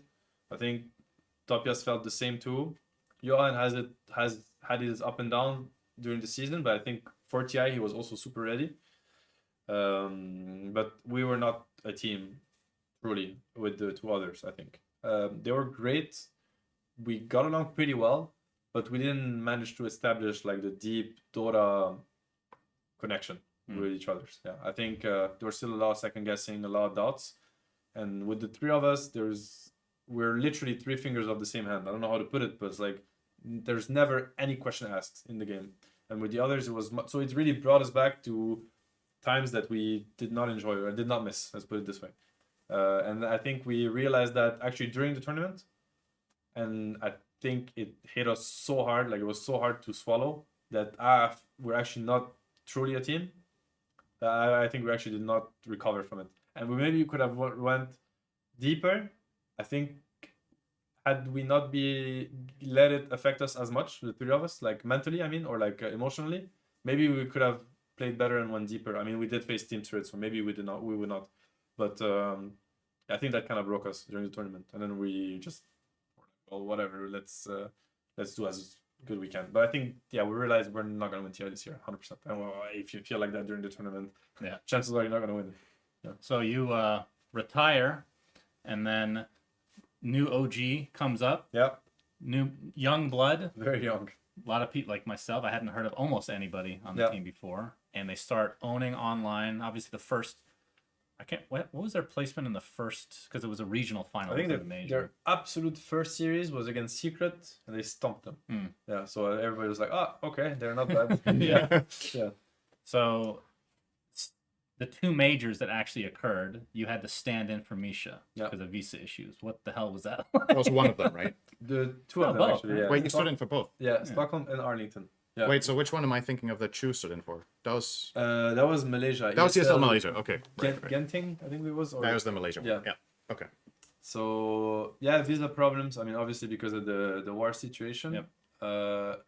Like both times we only got the memo like really late because obviously they were trying all they could to get the visa approved, and then it got denied like 10 days before, and then realized, okay, it's too risky, we don't have time to, so we got to figure out a plan B, like go with the plan B. Yeah, I think the first one I was not super keen on going because I don't know, I really wasn't ready. I got a 10-day notice, like, can you go play and play +5? Support? Yeah. So at first I'm like, does Johan not want to go? And then he's like, he hasn't played Dota at all, so he felt like it's not good. Then we had other options from players from other teams, but then they hadn't played as many pubs as you. No, So. maybe not. Then I realized, okay, maybe I'm the best suited person to help the team in that moment. So then I said yes. Yeah, and it was a lot of fun. It was very refreshing. Playing 5 was very fun too. I understood a lot of the things I put Johan through as a core player. So that was really funny. Because it's so funny. I would come to him because he was in Stockholm too. So I would come to him like, oh man, like, stuff like your core is warning about their lanes, like it's classic, like your core is saying like, oh, I could really use a ward right now, or like, this guy dies like on my lane and stuff. And then sometimes you have your 3 cores saying 3 things that are very relevant, but from your perspective, it's like, what do you mean? Like the mid laner is asking for a gank, the other one needs a ward, and this guy's like, can you TP? I'm like, guys, like, pause 1 second, like, hello, like, can you chill? And then Johan would be like, really, huh? That must be rough, man. I wonder what you're going through. It made me really reflect a lot on a lot of things. It was fun. It was fun playing with young players, as in players that are super excited about any game they go into. You know, I had missed that feeling, or I would only get it. I would only get that feeling against teams that I felt that it was going to be really hard to beat them. Then I would get this super excitement feeling, which is a really bad thing because it just makes you a worse player and competitor. But for instance, like, I don't know, they had to play whoever, first team in the group stage, and it's like they're so pumped, you know, like I can feel like the energy, and they're like they can't even sit down, and I miss that. So they helped me get this back, kind of like it felt really good. What else? They had different approach of the game, approaches with which I sometimes completely disagreed, but I was in a position where I'm like, well, I'm just standing in, so I'm just gonna shut up, try to play as best I can, try to understand what they like, and just try to fit in. So that was fun. But there were games where I was playing, and inside I was like face palming. I'm like, water, like we're giving them. I'm like, okay, guys, they're rushing, you know, and they're like, it's fine. I'm like, okay, well, if this was my team, there's no way we're not smoking, and we're just team wiping these guys. Like, how are they allowed to rush in this game? Are you kidding me? But I would not say anything. I'm like, okay, sure. So you know, I guess I'm just gonna ward. Yeah, I'm gonna ward their jungle for when they're gonna come with Aegis, because apparently that's what's about to happen, right? Stuff like that. So it was funny. It was a fun experience. But they were it was and then I took it as an opportunity, of course, to convey as many messages as I could. The first major, not as much as the second. The first one I really acted and played to win as much as I could, whereas the second there was much more of me trying, because I knew TI was coming, and I knew that there were things that they needed to learn before TI came in order to beat the best teams when they're going to be peaking at TI, because I knew that majors, it's really high level, but I feel like TI brings something else. You have the greatest minds of the game they will have spent like a month and a half thinking only about Dota and about how to break and what's the most broken stuff and how to make it work. And you got to put some respect in that. What I mean is, like, you're not gonna, the Dota is maybe the same level, but I feel like the strategizing at TI is always higher than at majors, much higher, because for a lot of reasons. So then in Arlington I tried to push them out of their comfort zone much more, which they probably did not like as much, because it's always better to feel comfortable, right? Mm-hmm. Which is also why I think we had a harder tournament. How was it you placed in the two? We won Stockholm, and we placed fourth in Arlington. Fourth, so yeah. all things considered, it was not that bad, but yeah. And that was it. And I think it helped them. It helped the learning arc a lot for them. I mean, obviously they're disappointed with this TI, but I don't think they're disappointed with their understanding of the game and how they play together. I think they really peaked, especially during the bootcamp, but it came with a lot of TI challenges. And as much as I warned them, I also realized that maybe that's that's how you feel. experience it yourself sometimes. Yes, right? I really think so. I think unless you feel it in your flesh, you know how they say it, like that you're dead inside, like they say it all the time. I guess the 16-year-old, like then you don't really understand the importance of certain things. And then now they're like, oh yeah, that's what he meant, or we should have done this way or something.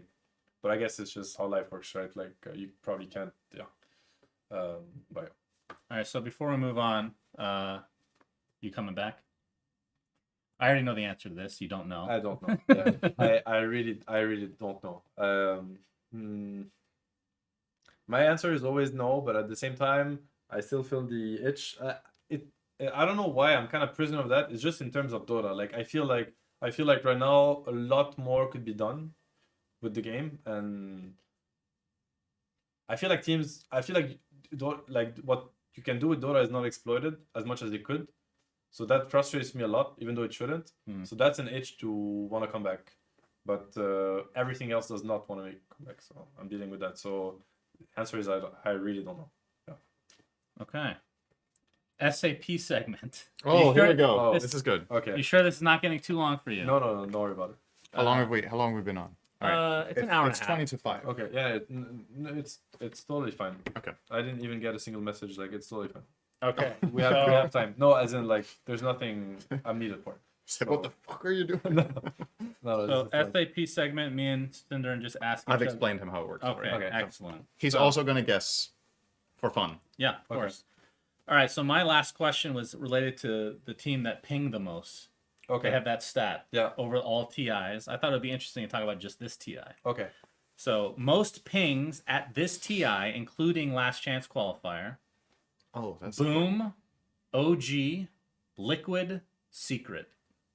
Really? Most pings, No, including LCQ. Of those four, which one is number one? But one of them is number one. It's not who has most of the four. Correct. Oh, okay. Okay, so it's actually number one. Well, statistically, Secret, because they played LCQ, right? And Liquid did as well. That's how You it had works. Liquid and Secret as two of them, It's right? not on average. Yes. Yeah, it's total, right? Total pings used. Total. Oh. Okay. Is this a Oh, trap? then it must be Secret or Liquid, Yeah, or right? it's a trap. Or it's a trap. What were the other two? Boom and... How do you know? Boom, OG, Secret, Boom, OG, Liquid. Liquid, Secret. Yeah. OG have a lot of young players.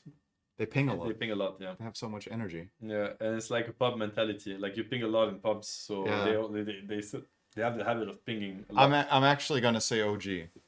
Yeah, it's a good guess. No, I don't. Despite playing so many less games. I think I could go with OG. Okay, they were fifth, so not even close. Okay. First was Boom. Oh wow! I Almost was the other- 10,000 pings. Much more than the LCQ teams. That's crazy. So as a team, they had 10,000 pings. For Liquid, Boxy pinged 4,600 himself. He is by far the number one player wow. for pings. So he pings nonstop. in game. I don't know, like maybe his keyboard malfunctioned or something. I don't know how that's That's even crazy. possible. I feel like for some players it honestly might just be a tick, Maybe. Yeah. Yeah. right? For sure. You just whenever you see something, it's just instinct. You just ping. ping yeah, yeah. whatever, and then people need to learn to play with it. It's like, oh, Boxy's ping. I don't care. Just focus on the other ping. Some players you actually really have to. Yeah. It's like, oh, look, Boxy's pinging again. What was it? Oh, we missed a deny. it's just- All Actually, right, yeah. what do you got, Cinderin? Okay, so mine is all time at TI. Who has the second most denies? Second most Oh. behind Ame. Ame has the most. Okay. Is it A, Dendi, Yeah, I was gonna go for B, Burning, C, Somnus, or D, Resolution? You know what? Even though he hasn't been to that many TIs recently, I'm gonna say Dendi as well because he is obsessed with denies. Dendi is obsessed with denies, so he should be up there. I think Somnus has played the most and is one of the most dominant laners, so it could also be him. And I think Burning's time, you would deny a lot on safe lane. A lot. Like you having a carry with 40 denies was classic on safe lane during Burning's time. And who was the last one? Rezo? Rezo, yeah. I think there's no chance it could be Rezo. So I would say, yeah, it's hard. I mean, I want to say Dendi, but did he play he did play a lot too, right? Maybe he played as much as Somnus. Which TIs did Dendi play? 1, 2, 3. 1, 2, 3. 4. One through like 5 or 6. He also Yeah. played at 6, right? Yeah, we played against Navi at TI 6. So I think he played 6 in a row. Okay, so maybe. I guess they played all 6? Probably. You went for Dendi? It's sorry, my you were I went for asking. Dendi. You went for Dendi? Yeah. Okay, I'm gonna go with Somnus then. You're right. Jim. Yes! You're Yeah, actually yeah. right. Good Yeah. guess. Hell yeah! So Finally. Dendi is second. Burning is fourth. So he's Oh. actually ahead of Somnus, Oh, he's despite ahead- Somnus playing so much more Rezo's TI. third? Rezo is ninth. Okay, sorry, Yeah. okay. So I didn't just take So them Burning in is order. ahead of Somnus. Yes. Okay. Burning's in fourth and Somnus is sixth. Yeah. So All right, so last week's question was how many games did Cinderin win at TI? And the correct answer was 14.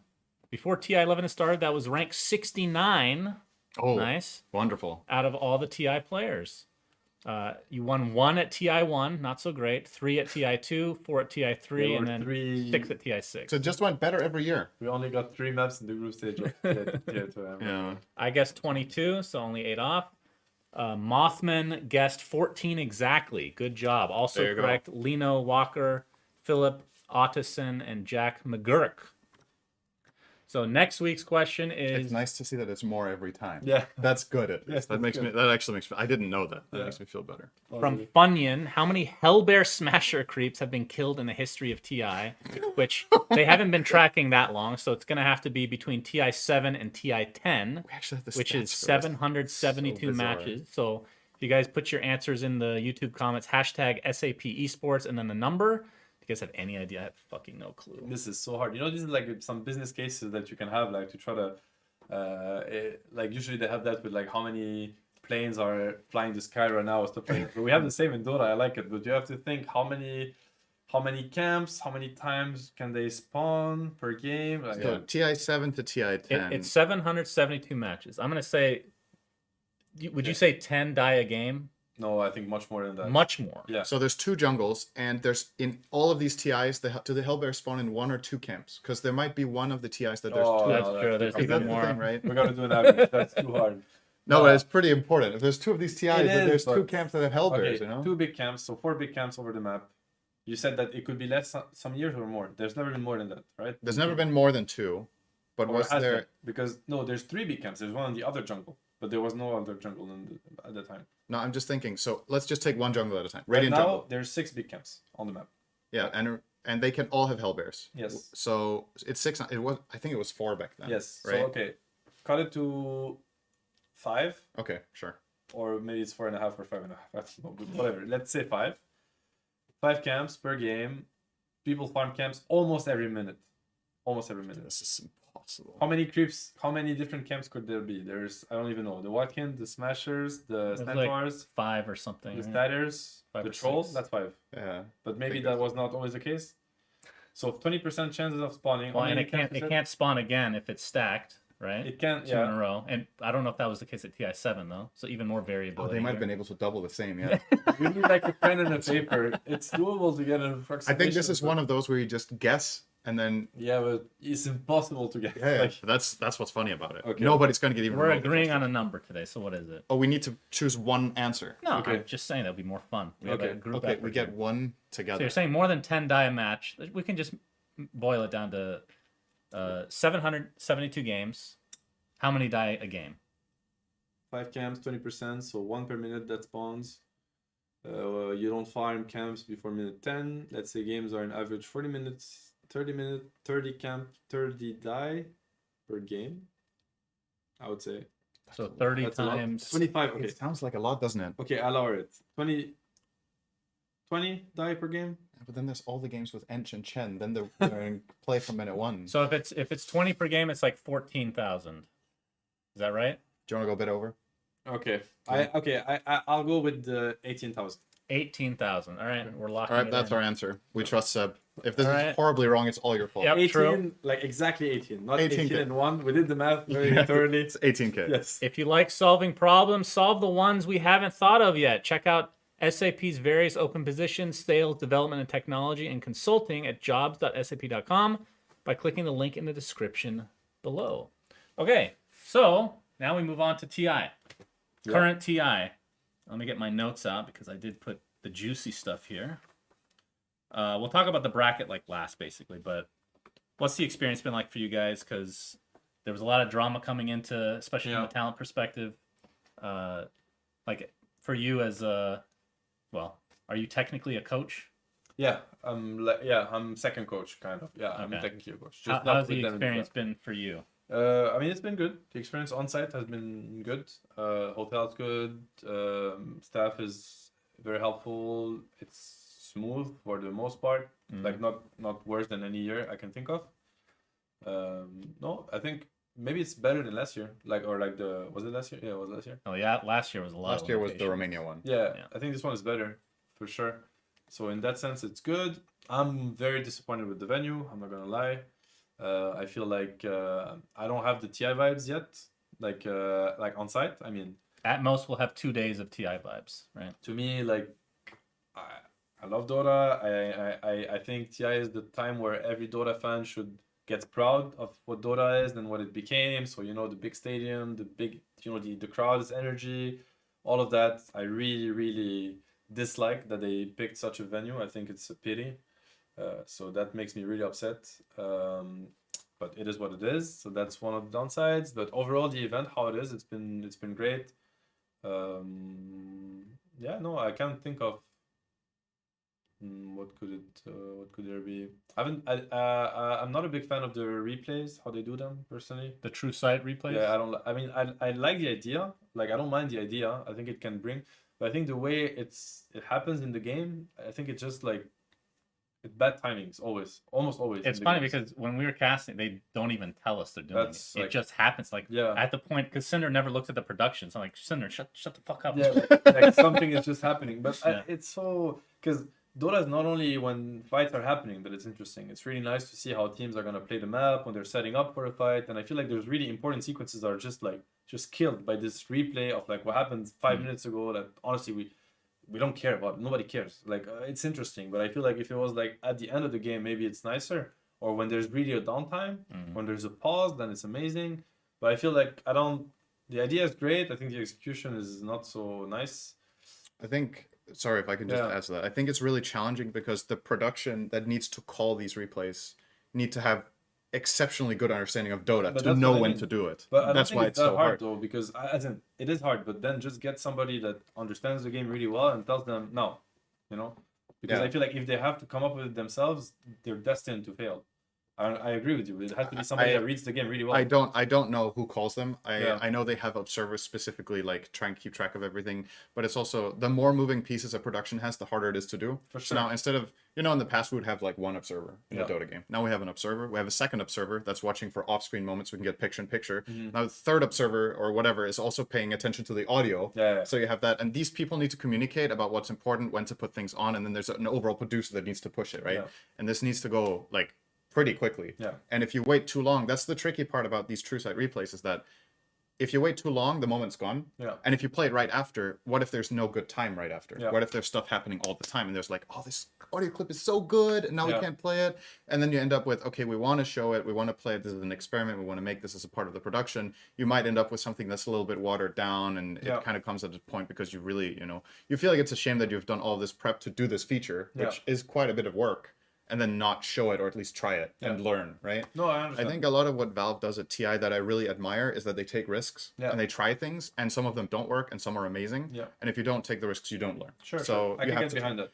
but yeah, that said, I think it's also important sometimes that we recognize, okay, something is maybe being done poorly, or maybe the idea just wasn't good to begin with. Yeah. Try it, and then you don't do it Since next you time. said they're trying. That's the whole point, right? I mean, That's- I think then you gotta listen to the criticism, or if there is any, like keep your ears open. Else you're just stuck in your own kind of, which they have always done. So, no, because as I said, like I actually really like the idea. I think the idea is great and it can bring a lot of value. But yeah, I just don't like how it's being executed right now. And besides that, everything else is not. I'm really looking forward to the other venue. The break is gonna be interesting. I don't know if I'm a fan of it, but it's definitely gonna bring a different layer to the tournament that we haven't had other years. So that's in a way it's exciting from That's a viewing another perspective. experiment, if you will. Yeah. See how that works. And yeah, I really like the LCQ. Like I thought. Yeah. Also, when you see the teams going that deep in the tournament, I think that can only be called a success. So that's awesome. I don't think they're going to do it again, though. Okay.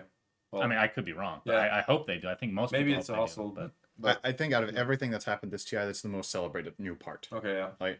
So the other thing, you didn't mention this. What do you think about the rotating stage? Where That is great. So just to explain, if you haven't watched, basically the thing Valve has done this time is that the stage has That's super is smart. on top of a disc. So the teams that are playing on stage that you see on production is like 5v5, you just see the front. But on the back, there's also 5 computers for the next teams coming up. So they're already warming up. Yeah. You turn the stage around, which takes a minute, Yeah. and they're on set. Yeah. And what you cut off by that is you cut down all the time that it needs to take all the players' gear out, Yeah. get in the new gear, get them warmed up, set up hotkeys, all that shit. Yeah. That's why the games are flowing so It's fast. brilliant. And I think it's one of the best changes of the year, but I actually think it's going a little bit too fast for me. Okay. And it's some criticism that other people have given as well, is that okay, this is like I think it's an amazing improvement, but if you could, like, let's say the two extremes, one is 30 minutes between every series and the other one is the current one we have, which feels like 2 5 minutes, yeah. right? Maybe there's some golden, like the perfect amount is somewhere in between, because then the panel gets to talk a little bit more, you get more stories, Yeah. you get more content. Yeah, I Where feel like we get some less- people feel it's a bit watered down, but way less because they're stories, right? shotgunning out games. Yeah. And I think a lot of fans really like that. I've seen a lot of comments where people are like, it's so amazing that there's no downtime. I get to watch every game before I go to bed. Yeah. And in the past, I missed the entire last series. For It these can- it people, can it's feel- amazing, right? It can feel dragged out at the other format as well, though. So I think It's a balance. I think there is a balance, and I think the old version we had was too slow, and I think the current one we have is probably a bit too fast. I So really hope like the it's like stories something- and the content side though at TI. I felt like that was one of the things that was really nice about TI, like listening to players, like the Casey interviews, like this kind of stuff. You got a lot of like storylines and depth on how the teams were feeling and stuff before the games. I think in general, like telling the stories before the games is just important. That's really how I feel, and that's actually when I get excited about esports in general and Dota. That's what excites me the most, like when you get the full story. And I think that's also why DPC has been so boring compared to these like majors or TI, because actually the story tells itself in majors. Everybody watches the games, sees that that team is dominating, that team is broken down, you know, and then the story Dota is telling the story of how that team feels right now, and these guys have momentum. I think that's where it actually comes from. Whereas when it's TPC, it's like there's no story. You don't know how teams are feeling. They won a game 10 days ago, but then you know, like stuff like that. So to me, whatever helps tell the story is just good So news. they're gonna have that. Of course, there's only 4 teams left. Yeah. But they're gonna have that for the new stadium because they're not gonna have the disc thing. They're gonna have a bunch more content, so it should feel more like TI, I guess.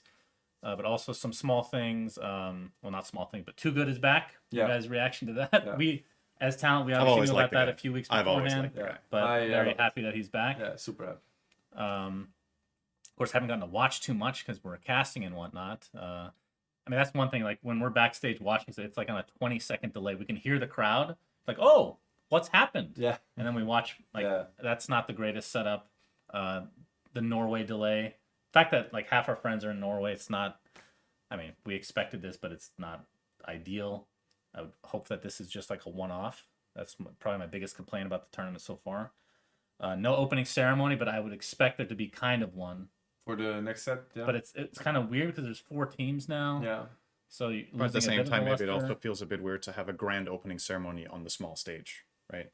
When Yeah. you have the big stage, you have way more possibilities. The arena is way bigger. You can pull things off, right? Yeah. Yeah. I think it's understandable with this format that you do it that way, but a lot of people were hoping for an opening ceremony for the groups or sure, for the for sure. playoffs, right? One quick drama: the sound issues. Oh yeah.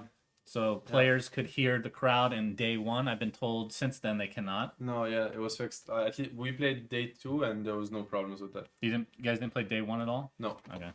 Yeah, you were second set of upper, right? Yeah. We had no problems day 2. So I talked to Celery about it, and he's like, because there's one side of it, right, where like Valve can't fully test things without having a crowd, Yeah, of having course, players, yeah. and all that stuff. So like it's kind of on the players to let them know. Yeah. Celery says they literally paused the game and let them know. I don't know if it's PGL or Valve actually, but I think let it's them PGL, know, yeah. and they're like, play on. What do you guys think about that? Because that does seem like kind of a big deal. Mhm. That certain teams, would have an inherent advantage theoretically. Yeah. But we for sure would have not accepted to play. Like if it was me, I would have not accepted to keep on playing. If they could hear casters, we could hear casters. We would. Yeah. It's TI. Come on, it's TI main stage. Like there's no way. I would have not wanted to play until they fix it. I think it's not okay, and I think the way I look at it, I think they're lucky they had so many first timers that maybe felt like it was No, grumpy old guys. no, but like it was not their place to say something, and that it's just how it is. Like we just have to deal with it. I don't think it's okay, personally. But I agree. What do you think? I first of all, I don't really know the specifics because when this story gets told, I feel like there's different versions of it. Like some players are like, "Oh, we could hear what the casters were saying," or some were like, "We could hear the casters, but it was like kind of like random noise, or maybe you could hear like a random word here or there." I think obviously, ideally, you can't hear anything, and that's Yeah. the case now, right? So no matter what, it's a flaw. well, The thing, the even if you can perspective. hear the crowd, imagine you're rushing, and all of Yeah. a sudden you start hearing like, whoa, you feel like you start, they're coming. I know the thing that I'm getting at here is that if there is a hot fix, like if you could literally fix it in 5 minutes, I'm just like, okay, like come on, right? But if this is something where you need to go through a lot of steps to get it fixed, you need to look at the pros and cons of this, right? Either like let's say, as an example, let's say the fix takes 4 hours. It's like, okay, now you can deploy the fix and everything works. Now the whole tournament is pushed so much that either the players have to play in the middle of the night, or you need to move games, which you don't have the logistics for, you don't have the time. Yeah. So you always need to like weigh these against each other. So I'm not defending the choice of having them play. I'm just saying it might be a little bit more complex than just. Surely it is. It's like and I understand this from players' perspective, from the communities and whatnot. But with all due respect, I think a lot of people don't understand the complexity of running production and having setups. And sometimes things are just hard, and it's a shame that it's a problem, and it's a shame that it's there, and I wish that they could just pause and fix it. And if it was a quick fix, I 100% agree. It should never be the case. I agree But with you, but I feel like teams should be allowed to just state that their position, which is we're not okay with this. We feel like there's no integrity to these games, and our stand is that we refuse to play. And then Valve or PGL could very well come back to them and like, well, you got no choice, so you got to play, or you're forfeiting the game. You know what I mean? And then they would play. That might be what happened. Maybe that's what happened. I don't know. I don't know the But details. I feel like everybody deals with their own kind of problems or reality, and then teams would be like, well, we don't want to play in these conditions. Well, you have to, and we would have played on if that's what it came down to. But what I mean is like, I don't think it's okay for teams to be like, oh well, let's like they should understand that this is not okay. Like it completely flaws the game, and especially with foreign teams, if they could actually pick up words, which is insane, of like smoke, roche and stuff, then yeah, even rougher. But yeah, thankfully we were not put into that situation, so I have no insights on what it felt like. Yeah. I would like to think, because I would really like to think that it wasn't an easy fix, because then I just feel like it's indefensible. I mean, right? I saw the hard fix that they were put through, which was the disconnection incident with Misha. Yeah. And I saw Valve trying to fix it firsthand, and props to them because they spent like 3 hours. They were so committed to fixing it that they didn't even take time to. They were literally out of the elevator on their laptops, like trying to fix it. They were sitting on the ground. I was like, "Do you want to?" It's because he double-clicked the disconnect. Yeah, like they were really invested in, like they did not waste a single second, not even to find a chair to sit down. Like, and they ended up fixing it, hot fixing it. Like, so I can only assume that they're really putting in all the effort, and that if it was not fixed, is that it wasn't fixable. That's what I assume. And the way, I mean, I wonder how you simulate, because like you were saying, right, it's hard to simulate having a crowd there, like as part of the rehearsal of testing out the venue and everything. Obviously there's like 2 mock teams playing on stage, you have casting over it, etc. I don't know if it's hard. You just need to blast, like find some loud enough sound on speakers, like the way I look at it. But yeah, honestly I'm just talking about something I don't understand at all, so maybe I should not. It is very possible that it could have, I mean, I'm sure it could have been tested better. Yeah, probably. So yeah. Ideally we avoid this situation, and I really think the community being up in arms over it and the players talking about it is important and should happen. And we shouldn't just accept that this is something and that's why it gets fixed, right?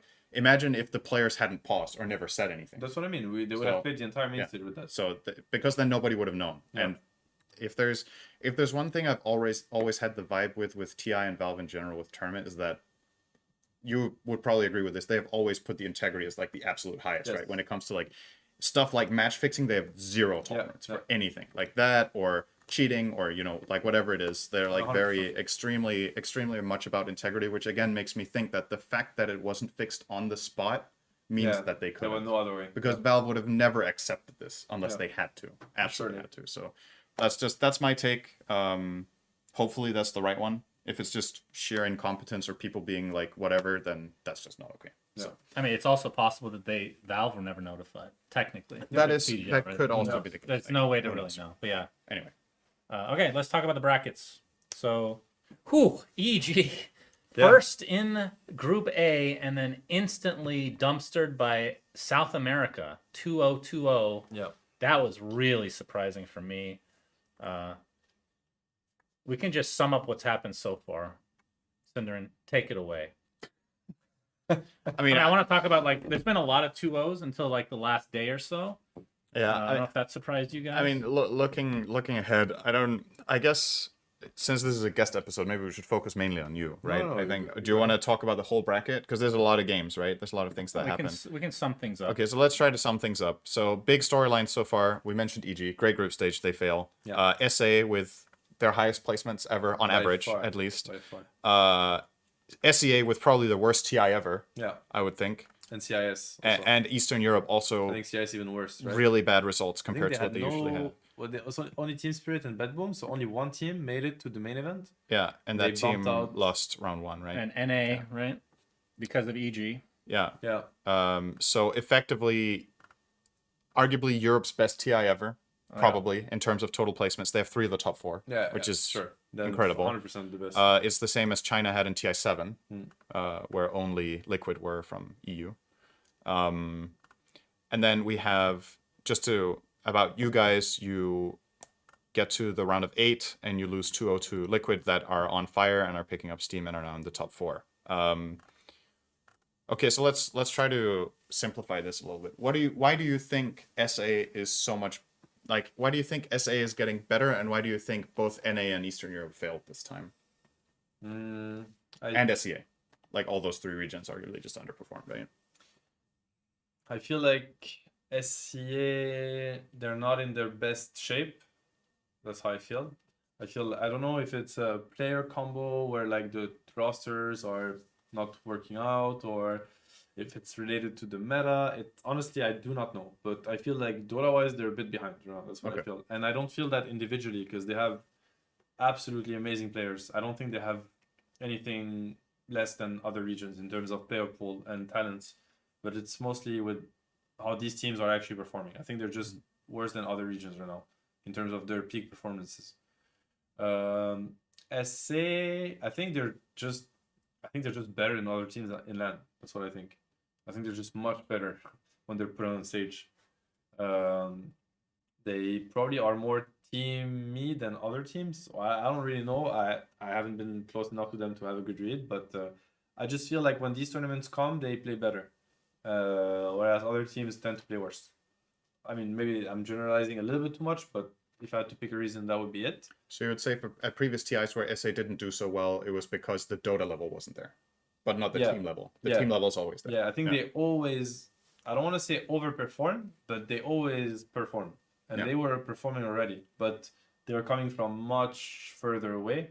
Whereas now they have had enough international competition to truly get really better and smarter about the game and really get to, when you face a top team, you understand things that you cannot understand about the game before you face them in terms of like the pacing, how they play their lanes, how they ward, how they, so many things. And I think it's only after you face them then you start realizing. I mean, we only started getting better when we started playing Navi, right? Even though it was 15-minute stomps, you get these replays, you felt it in the game, you understood the pressure they put on you, how they use information, how quickly they react to things, how quickly they act.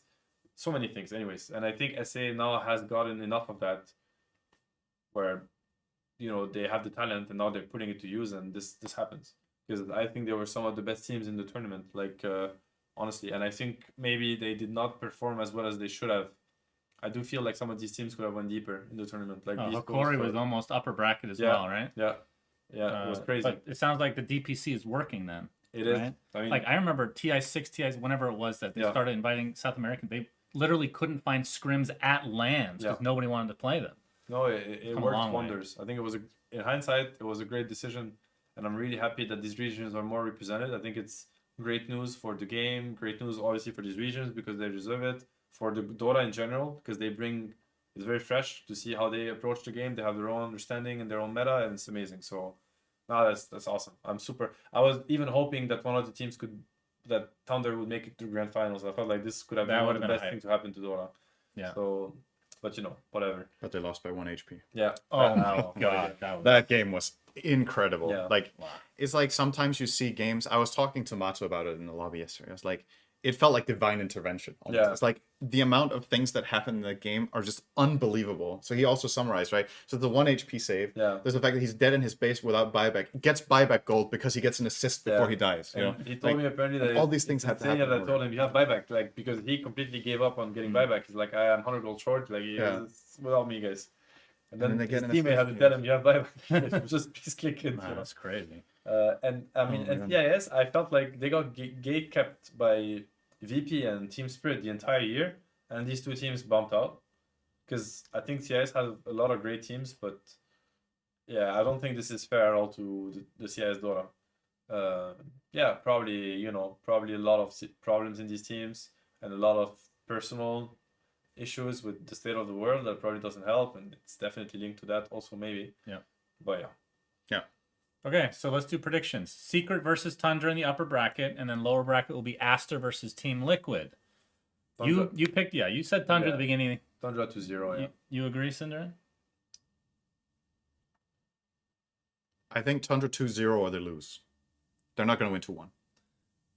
Okay, so you picked like almost every scenario no, but one. He's observant. No, except for 2. No, it could be Secret 2-1 or Tundra 2-1. Okay. But I'm saying that's not. So I actually picked 2 out. You've hedged your picked bets. 2 out of Okay. Well. I'm dancing around it. I'll say Tundra win as well. Okay, I don't know who's going to win, but I picked Secret at the beginning of the tournament to get second place because that feels like divine intervention to me. Like the 4. So go up 1 5, step 4, up the ladder 3, every 2. year. that's right. We're at 3. No, we're at second. This is at second, yeah. Okay. Yeah. Aster versus Liquid. So Liquid, that is I mean, they lost game 1 against Thunder Awaken. That was would you guys agree with a throw in that game 1 against Yeah, Mega from Creeps? Liquid. I think so. Yeah. Yeah. They should have not lost. And they came back from that and won the series. Yeah. That's got to be a huge boost. I don't know what the Yes. record would be against Aster this year, but who do you guys favor? Well, they played in the upper bracket round 1 and Aster won 2-0. So Yeah. that's the last time. Well, that could, yeah, Which I but think that's both good and that bad. could help. I think Liquid it there. helps Liquid more than it helps Aster. I Like, because they must have been, and this is the loss that triggered their entire run, kind of. Right. So you could only assume that they studied it very precisely and learned from it and adapted, and now they're coming back for them. And they have 5 days. Yeah, to prepare for I'd be worried if I was Aster. Just looking at the bracket, regardless of if you just call them Team A, Team B, in terms of bracket run, I would favor Team B. Yeah. Yeah, my concern for Aster mainly is that now they are the Chinese representative in a field of 4, right? And we know the Chinese community puts a lot of pressure, and I think True. some Chinese teams have really not dealt with that very well in the Yeah. past, and I think LGD has been the standout team that did. At the same time, though, they beat LGD, which is Yeah. probably the biggest confidence boost they could possibly get, right? True. So they're probably really proud now. So there's it's like both positive and negative for me in terms of like momentum. I see it. I'll pick Aster to win. I think this series, I won't pick them to win the tournament though. But I do think, again, the way Liquid won the last series was incredible. And it was like, just you're not going to get a series like that again. Mato said he played 7 years of Dota. He never experienced this. Yeah. Like the way they won that game was ridiculous. But you also have to remember it was exceptionally close and it looked very dodgy in key moments. Like Liquid always has these games where things go haywire. Right? Yeah. Late game scenarios that are wicked and just like it almost feels like you're just flipping a coin at some point, right? I think against Aster, I think Aster's level is going to be high based on how they play against LGD. I was very impressed with how they won that series, so I think they're the better team. All right, I'm gonna do the thing where the upper bracket you lose, you come back, you play them again, you have the advantage. I'll pick Liquid. Okay. I'll pick Secret to beat Tundra first, then they meet again, and then Tundra wins again. Okay. Yeah. Just the reverse each time. I think it's So- very possible we get a. Well, we didn't finish our brackets, right? We just did round 1. So Oh. we had Secret losing. Now what Yeah. happens next? I feel like And they're facing Liquid. Yeah. Okay. Was that your pick? You pick Liquid to beat Aster? Yeah. So then I Liquid don't know Secret- if it's the rational pick, but I really want Liquid to win. So Liquid beats Aster. You're going against the second place Divine Intervention. It's fate. I think I have to go. Yeah. I mean, Gaben has spoken. Liquid Secret. It's hard to me. It's 50. It's gonna be 50-50. They Maybe played right a now- lot against each other. Yeah, I think it's really gonna be 50-50. But I feel like with the state of things right now, I don't feel like any of these 3 teams stands a single chance against Tundra. That's how I feel. But when I'm gonna see how they come out of the 5-day break and the Dota they play, I'll reassess. But as if it kept going, I felt like Tundra would have got the clean swipe all the way. Actually, you know what? I just realized. I'm taking it back. I think Secret's going to beat Tundra. Really? And it's because when it's the biggest stage, Tundra has played their worst a lot That's of the true. time, right? And I think it's potentially been helpful for them the way this playoff has been, that it's been in a smaller stage Yeah. with like less. When all the biggest shit is going on, they are very polarizing. Okay. Yeah. And I think Secret is going to keep their cooler more. So They will, for it's sure. strictly from a mental perspective. It's nothing else, because I think overall in the game quality, I think Tundra is the strongest team. Yeah. But I've seen that in other tournaments where Yeah, I've the also la- been like, Tundra Yeah, are you're just right. amazing. They're never going to lose this. They're just stomping everyone. The stage factor. And when yeah. it gets to the biggest stage, they crumble. And that's also why I said they either win 2 or they lose. Because if they lose the first game, it's going to get into their heads a Yeah. little bit. I think. That I could see. And I think it's very possible. So I'm going to say Secret wins that, go to the grand finals, and then they lose to... If I think Tundra lose there, I think they lose again. So I Yeah. pick Tundra to get third. They're going to lose to Aster. And then the finals will be Secret, Aster, and Secret will win. Okay. Okay. That's my bracket. Makes a lot of sense. I could see that. I actually could see that. But you had the other one. So you had Tundra winning, and If then you it's have... pure Dota, Yeah. Tundra 2, maybe even 3. That's what I think is gonna happen. If Alright. it's the other factors, I can get behind your scenario. Final segment, everybody. It's a double whammy. Oh, we also still have our... We're doing trivia at the same time as this. Okay. We're keeping Seb a little bit longer. Sorry is about that? that. This is salted egg yolk potato ridges. So Cinderin has been obsessed with this salted egg flavor, and I Okay. bought this. I have not tasted it, so we can all partake to see if it's what it's hyped up to be. So this is a flavor that they have in SEA, and I tried it for the first time at ESL Malaysia. I went out to a restaurant and had salted egg cuttlefish, and then there was chips that they also had this And you flavor. liked it. Yeah. I like this flavor a lot, and it's you can't find it in Europe. At least Okay. I've never seen it before. Okay. It's very gotta special. smell I'm too. very curious if you guys like it. It is Bit of a it's strong very smell unique. there. I see. Yeah. I'm a big I don't fan. know how much I like it, but All right, I'll give it a verdict first. I'll say if this tastes good first, okay? Okay.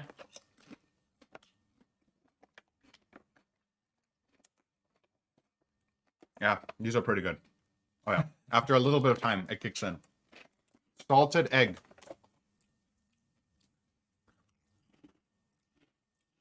Not gonna lie, it's not bad. It literally tastes like a salted egg with potato chips. I want more. yeah. It's not bad. Tyrion had the salted egg fish skin, and does he was kick in later. disgusted. It kicks in a little bit later. That Yeah. flavor's just really nice. It's actually I good. really Yeah. like it. I like it. All right, it's a hit all around. I'm impressed. I don't know. Some more. All right. Well, neither of you sent me a trivia, so you guys have to do it yourselves. No, wait, I have it on my phone. Do you have it in your head? It's on my phone too. Okay. I'll start. That's good. So as always, you get 3 questions. Let's see how well you know me. There's literally no way you know this. Okay. So my first trivia question for you is, who is my favorite all-time voice in music? Is it A, Andrea Bocelli, B, Celine Dion, C, Frank Sinatra, or D, Bob Dylan? I know this one. Okay, can you repeat the choices? Andrea thought that- Bocelli, Okay. Celine Dion, Frank Sinatra, or Bob Dylan? I gotta go with Celine Dion. Oh, nice. Already actually Very got good. it. Very good. She's Nobody in very their right mind would think Bob she's Dylan very is their good. favorite It's a great voice. pick, by the way. Great pick. My dad loves Bob Dylan. Terrible. He's, yeah. I mean, you can like his Celine music. Dion is He has a absolutely terrible voice. Can't sing for shit. Anyway, Some Go people ahead. really like it. So, are you gonna ask them or it's only the two? of Fair us? enough. two of you. So you're up 1-0. So yeah, because I found it, right? Okay. So what sport did I play? Maybe not professionally, but semi-professionally. Like I was really good at. I mean, really good at. You know, when you're young. Okay. Like, very decent. I think I know. 4 this one. options. I gotta give you 4 options. Yeah. Of course. So to make it organic, just think of all 4 and then mention them in order. yeah. So Okay. there's no Let tell. me write them. Okay. All right, I have one in my mind that I'm pretty confident in because I read it on your Wikipedia. I don't know this, I think. So Okay. So you ready? Mhm. So football, as in like soccer, like football, Yeah. basketball, baseball, or badminton. You're good at badminton. Wouldn't we have played against each other then? Because that's a big sport in Denmark. I like it. Football, baseball, basketball, badminton. I'll say badminton. No. Basketball, yes. You're Yes. good at basketball? Oh, that's cool. I never knew that about you until I looked it up last night on It Wikipedia. was on Wikipedia, really? Yeah, Okay. it said something about dancing as well. Yeah. Yeah. Oh, hopefully that was another trivia question. If it was, I'm gonna have to find a new one. yeah. I So what do you mean by semi-professionally? like I would basically the time I would spend in Dota, I spend now in Dota, I would spend in basketball. So I was playing basketball. How all tall day, are you? Every day. I'm not so tall. I'm 180. All right, I don't know yeah, centimeters. that's true. That's 180 centimeters. Is that Like, that's 6 foot, okay? roughly. How much is that? You said? 6 foot. You're like 6 foot. like a guard then. Okay. yeah. I'm not Okay. so tall. So how come a big sport in Lebanon. how come you didn't pursue it further then? Did you not get an opportunity? Did you lose interest? I would have if I stayed in Lebanon, I think. I see. Yeah. Okay. All right. Second question. I have 2 about pets this time. I was a little bit unimaginative. Okay. Which pet did I? Wait. How did I even write this with myself? Okay. Which pet did I have growing up before I got my dog about 3 years ago? Did I have a cat, a goldfish, a hamster, or none?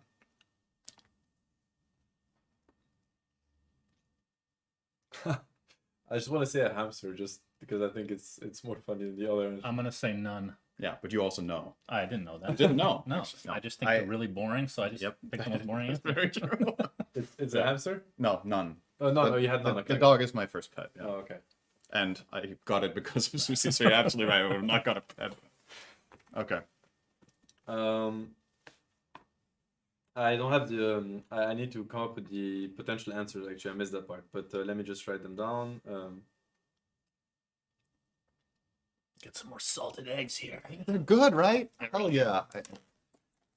I think Did I actually? Tyrion got a really weird one, so I probably wouldn't even like that one either. Okay, so the thing is, he got it with fish skin, right? So if you don't like the texture or the flavor of fish skin, it's just going to kill it for you, right? But the flavor of the salted egg itself, I think, is really nice. You can imagine how this is good on, like, fish, for Yeah. example. if you do like that. All right. So, what used to be the first nickname I ever used in gaming in Dota? Oh, And as in not what the nickname was, but what was it related to? Was it simply my first name? Was it only numbers? Was it a rapper's name? Or was it a girl's name? oh boy. Your first name you used. Only numbers.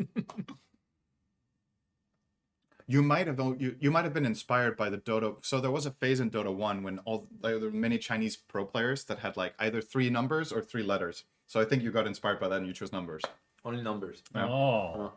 No. That's incorrect or is It's correct? incorrect. It's incorrect. Yeah. All right, what was the right one? It was a girl's name. It was yeah? my sister's name. That was your first nickname in Dota? Because she had an account. Oh. She had a Blizzard account and I did not, and I was playing on her account. So my name was Manon, which is like a typical French name. So everybody thought I was a girl playing. So yeah, the first like generation of French Dota players still call me Manon all the time. You know. Oh, actually, I think that actually sounds familiar to me. Yeah, somehow, that people call you Manon. only But... called me Manon. Oh, Yeah. so that's why. Dude, Yeah. I never knew this. That's Yeah. really funny. All right, last one. This is the one we give to every guest. What is my dog's name when translated to English? Is it Oh, tomato, onion, carrot, or potato? really? You did that? You sure did. So what do you mean when translated to English? Like, It's the dog's name is the Danish word for it. So that's why when so you you called him that in Danish too, right? Or it happens to be. we use his name is the Danish word for it, and I would never use the English word. I would never have named him the English. Oh, okay. You know what I mean? Okay, okay.